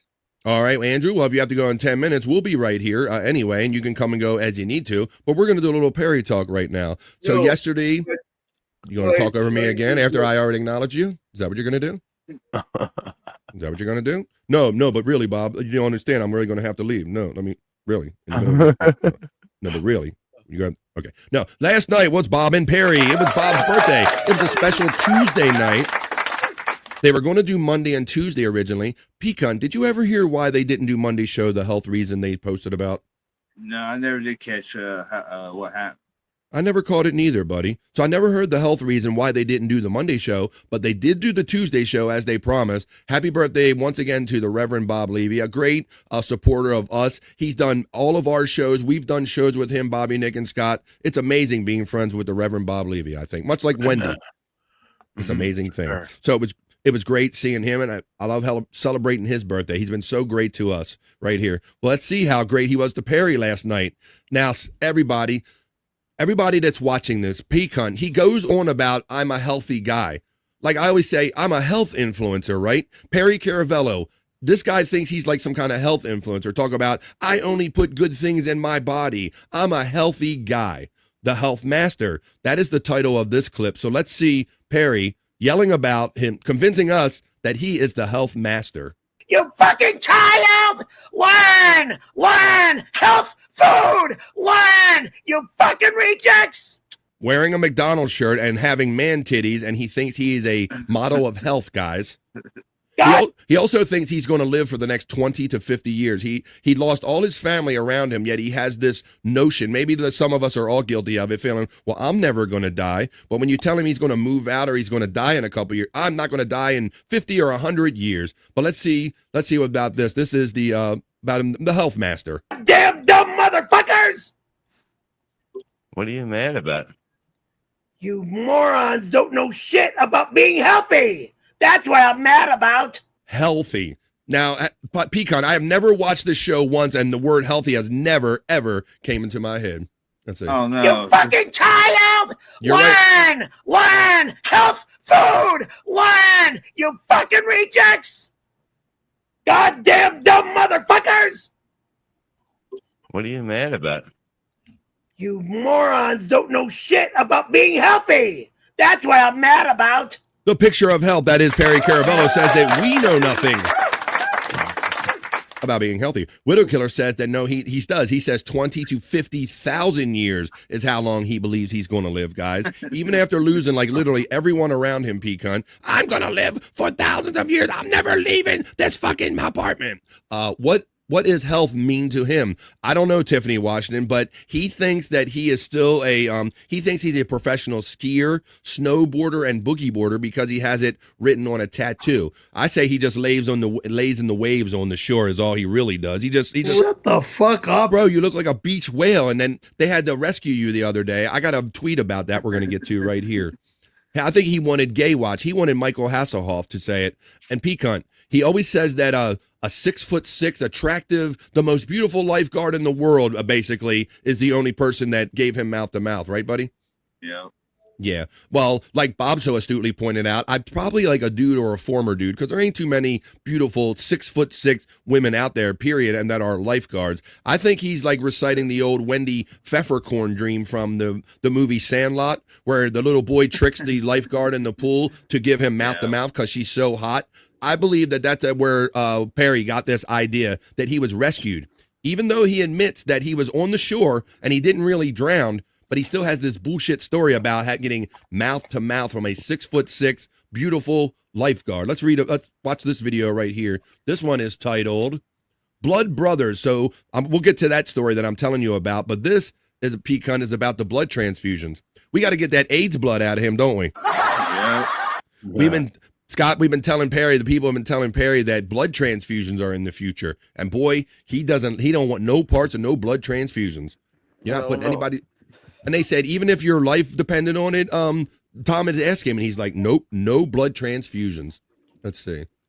So let's watch what he thinks about Bob, the notion of Bob and Perry. When, I did that kind of thing when I was younger, but you would cut your little hand and do a handshake and do blood brothers. Well, these are best friends and now they're soon to be blood brothers. You want me to sue your fucking ass for forcing me to take a goddamn blood transfusion? Fuck you! Tom, should we tell him the good news? Yeah, why not? Since you have to get a transfusion, guess whose blood you're going to get? You're going to get mine. You're going to get a manly smoker's blood in you, and then you're going to enjoy smoking even more. I didn't know that. And I probably don't have the AIDS. Look, I'm going to give it to you. Never take a goddamn blood transfusion, you fucking animal! I will fucking sue your ass, you fucking prick! You want me to sue your fucking ass for forcing me to take a goddamn blood transfusion? Fuck you! Tom, should we tell him the good news? Oh my God! So there's so many angles now. Now you can call him just simply or just a super chat and simply mention blood transfusion, and you might get a reaction like that. I wonder if he went to the gumball car rally. I know. I love the Widow Killer. They were calling it the bubblegum car race, and he was like, "It's not a bubblegum car race." The bubblegum car show that he keeps calling a race this morning, and that's going to be pathetic, guys, because what it sounds like is that they're gathering, Scott, at this fancy restaurant called Nobu. You've heard Howard Stern maybe talk about the chef Nobu. It's like super high end, like shit we'll never eat, right? Right. So that's Place where you get this filet mignon. Very good. Good part. Good pool right there. Exactly, Scott. You would get expensive filet mignon there. Well, this is where this car rally, this bubblegum car rally is supposed to assemble today, as a matter of fact. So picture, if you will, a bunch of people down there with like McLarens and Maseratis and all these cars that they're going to drive across the country. And then you got this guy right here in a McDonald's shirt wandering through the crowd, Scott. That's what it's going to be today. Yeah. Tom was saying it would be funny if he would enter his Corolla, peak hunt. He said, I would love to see you amongst all of those guys in their supercars and him in his Corolla. But Scott, he picked out on his own the shirt that I showed you the other day that says Perry Caravello and I'm a grown man and I wear a diaper or something. Right. He said that was the shirt he was going to wear to the rally. So we're going to have to tune in for the next Perry Caravello Live to see if he actually wore that shirt. Oh, what's this one right here? This one says, did Perry make out with a tall woman lifeguard, or is it another lie? And this here, watch this. This is captioned, when you know Perry is lying about making out with a 6'8" lifeguard, and you can just prove it. You just can't prove it yet. Let's watch this right here, because we already talked about it. No way it was. Look at this alopecia having motherfucker.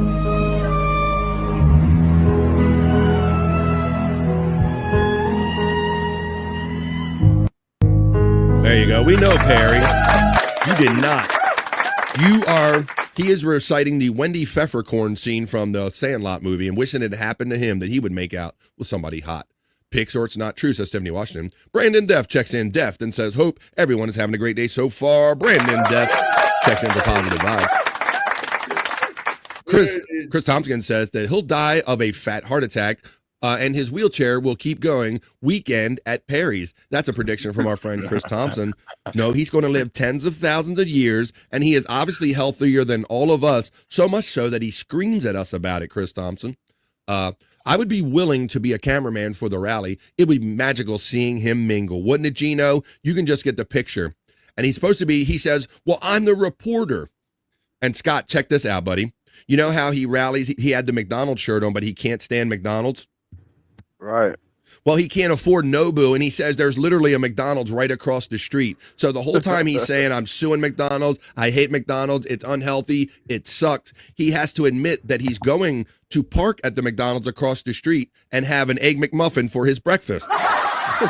So he hates it, but only to the point that maybe he needs something out of it. There you go. This is called a copper hissy fit. Let's see what this one is about. Perry Caravello Live. Happy birthday, Bob Levy. This went down last night. Bob and Perry on PCL last night. Okay, you're not supposed to give the I'm not fucking ruining my gloves. I'm not ruining my fucking snowboard. I'm not ruining my fucking fins. I'm not doing it. Okay, I didn't I think they started asking him about his fins, and he was thinking that we were going to get him to cut them, which might have been a pretty good idea. anything about your snowboarder fins. I'm just saying you'd make $30 if you did it, because then you can. I don't fucking care. $50 Rob Taker says, does Perry have chops as gloves? He might have stolen them chops. Yeah. For you to cut all of the fingers off of the gloves that you're wearing. Oh, yeah. No way in hell. They're already half cut off. Why not? Now look at this. This is the bullshit that he won't. Look at These fingers are done. How much are they to offer him for that? For gloves? Let's see. $50, guys. $50. Now, he'll probably say that the gloves are worth more than that, but they're probably not. He can probably easily get them replaced. He doesn't know the value of, I'll do something stupid and replace it and have the item back and money left. He just never gets that. You're wearing. Oh, yeah. No way in hell. These fingers are done for a reason, so I can get the magnetic feel through my fingers so I can have fucking good feeling rather. And there's all this screaming last night, Scott. He was just in turbo mode. What is this magnetic feeling that he's talking pain about? in my fingers. You pain in my ass. That's 1,000. Look at Bob. Look at Bob just sitting there smiling. 100,000. $5 trillion. You low-life piece of horse shit. No, I ain't chopping shit. They're fucking magnets so I can get rid of the arthritis, you piece. They're magnetic so he can get rid of arthritis. And Scotty turned into a pill head again. Some woman suggested a pill for him, magic pill. So all they kept saying, magic pill, magic pill. He was losing his shit over them saying, they're not fucking magic pills. There's the copper gloves that Tiffany's talking about. Folks. All right, Andrew. Check out Andrew the Giant whenever you see him live. Later, Andy. Or on Andrew the Giant 96 channel right here on YouTube. Thanks for joining us, Andrew. Get that work done. Get them boxes empty, boy. Yeah. Do them files. Have fun. All right, man. Keep your feet on the ground, keep your clothes on your body, and keep reaching for the stars. Andrew the Giant. Checks out in the middle of Perry Talk. But this is a healthy guy right here. He's got the copper gloves. He's not going to cut those. We wouldn't cut them, Tiffany, and just go buy another pair for $50 and have gloves and change. He would rather do this. The fuck? God damn, you're an ass wipe. So that's a no. Cut off my fingers.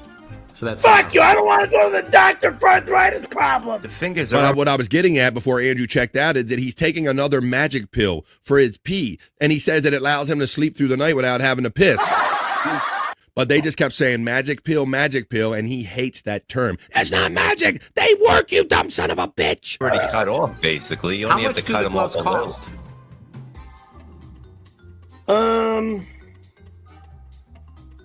I don't remember. But what are they called? Gay. They're the copper fit gloves. Copper fit gloves. I'll find out right now. They're $19.99 on average. Yeah. $19.99 on average. Watch, it won't be good enough. You're lying. Watch. $19.99. Yeah. So I'm not fucking him up. Fuck you. He just doesn't get it. He just doesn't get it. Now I have actual photo of him being rescued. You know, he said it was this lovely 6'6" lady, but I have the actual photo right here, guys. This is who actually saved him. Look, and they blew into his tube. Look at that. They were saying this in the chat last night. They said, is it true that some Michael Hasselhoff, Baywatch looking guy blew into your penis to resuscitate you? Shut the fuck up. There we have evidence right there. Tiffany Washington said pics or it didn't happen. Tiff, I gave you pics right there. And that's courtesy of the talented people in Perry's community. That's a Dio Brando picture right there. The talented people in the Perry community that have fun with their content. And that's what we did. But there's one more thing I got for you, folks. One more personal thing I have for you at 3:03. I realize we are currently in the overvibe. Thank you to P-Cunt pointing it out to me. But I'm going to show you this last picture. So last night, guys, his screen kept freezing up. Did you see that, P-Cunt? Yeah. Kept freezing up? Well, this is what I caught. I literally screenshot this on my phone. This is not doctored up. This isn't AI or anything. This is something that Perry got caught doing when his internet froze last night. Watch us. This right here. Finger all up in that nose. Oh. Bobby Nick, that was literally up there as long as I needed it to be to get a screenshot. That's how long that fucking thing stuck up on the screen before Tom could get him reconnected and get him on. But that you're a gross son of a bitch, Perry. Shut the fuck up. Well, look at you. And so this guy right here thinks that he is the picture of health. He doesn't believe that he's 60-some years old. He believes that every woman loves him, and who wouldn't love that and be into that, folks? All right, the freezing was the best, as Electric Head Gino, and I screenshotted that. I captured that on my phone, buddy, to play here right today because I knew I had to have fun and show you Perry all up in it when we did our afternoon edition right here on BF Live of Perry Talk. That's what that was. Talk. Perry Talk. Perry Talk. Talk. Perry Talk. Talk. Perry Talk. Perry Talk. Let's go. Tiffany says, what the fuck? Some kind of cranberry pills for his kidney. Yeah, it was called, what's it called? Pollen or potent or something like that. Bob, they had him hold it up on the screen and everything. But it was yet just the next magic pill. All right, guys. Well, you know what? If I had my way, which I don't often get my way. But if I had my way, I got great bros over here on the screen, and I don't want to keep them all day.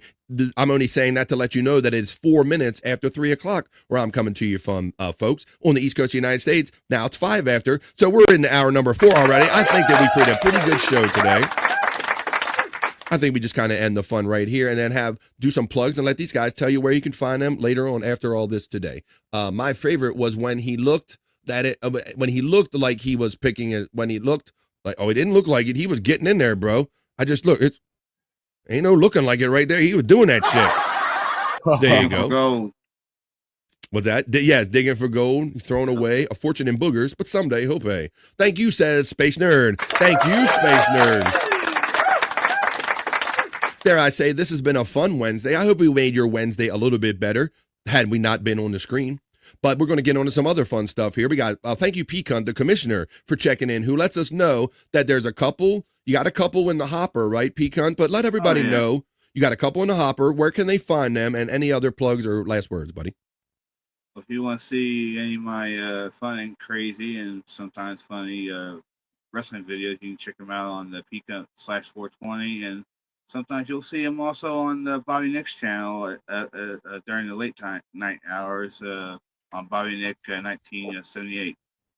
Bobby Nick 1978. That's where he premieres a lot of these. Pecan 420 has been running throughout the entirety of this chat right here. Let me run something I have right here for Pecan. Then we're going to move on to some other guys, but I got this right here.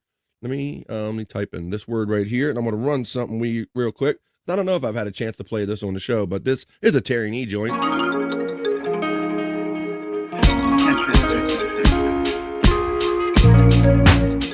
Very fun.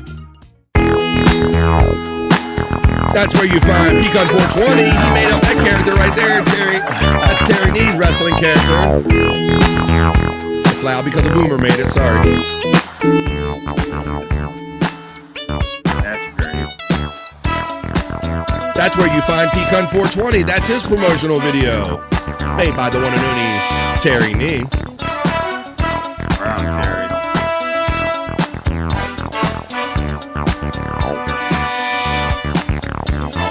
Even though it's all shots of Terry Nee, it's still advertising. Pecan-420 right here on YouTube is where you find all of those fun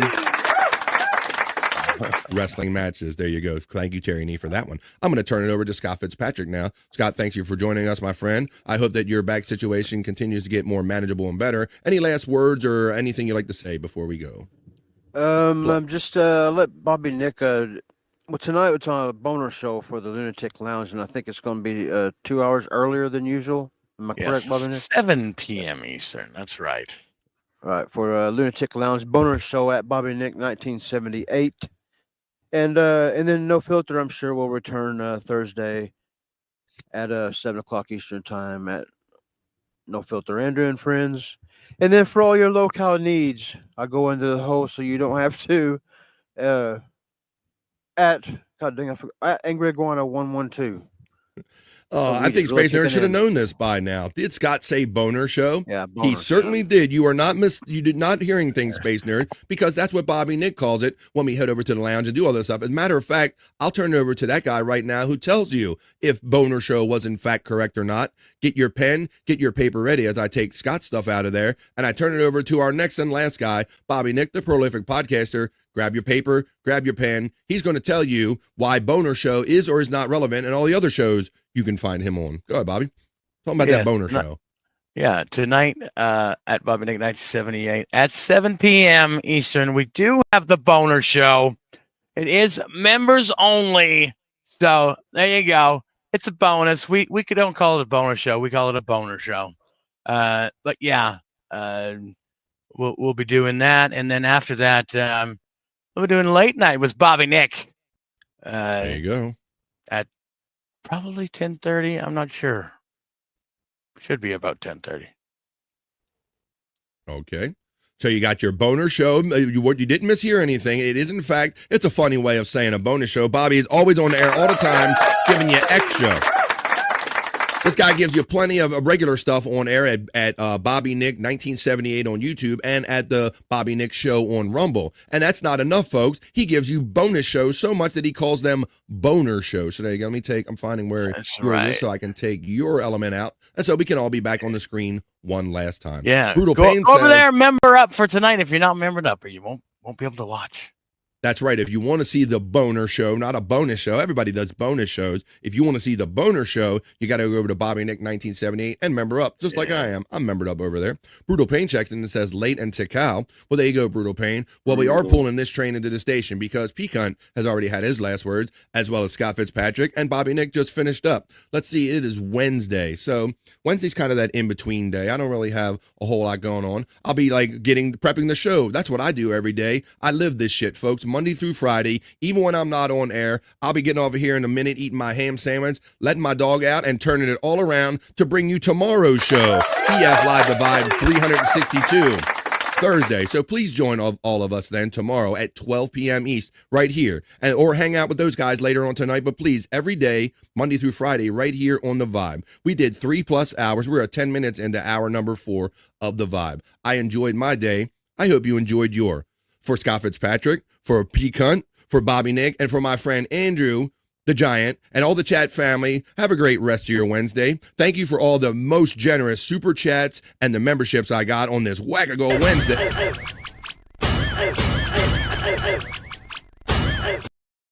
We don't say bye around here, folks. We just say bye for now and peace and love, and we'll see you the next time we see you right here on the Vibe, folks. This is the point where I would say, Andrew, say goodbye, but he's checked out, so I'll say it for him. Goodbye, everybody. Peace and love, and we'll see you the next time we see you on the Vibe. Join us tomorrow, folks, and every day. Love you. Peace. That's enough internet for me today. I am going to wash myself with holy water to get rid of all the stupidity I saw today.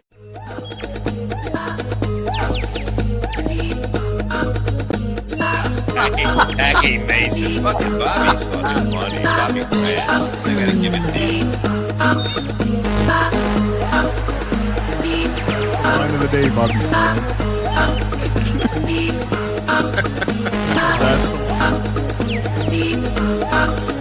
Super creative, super original. There's a show called The Vibe.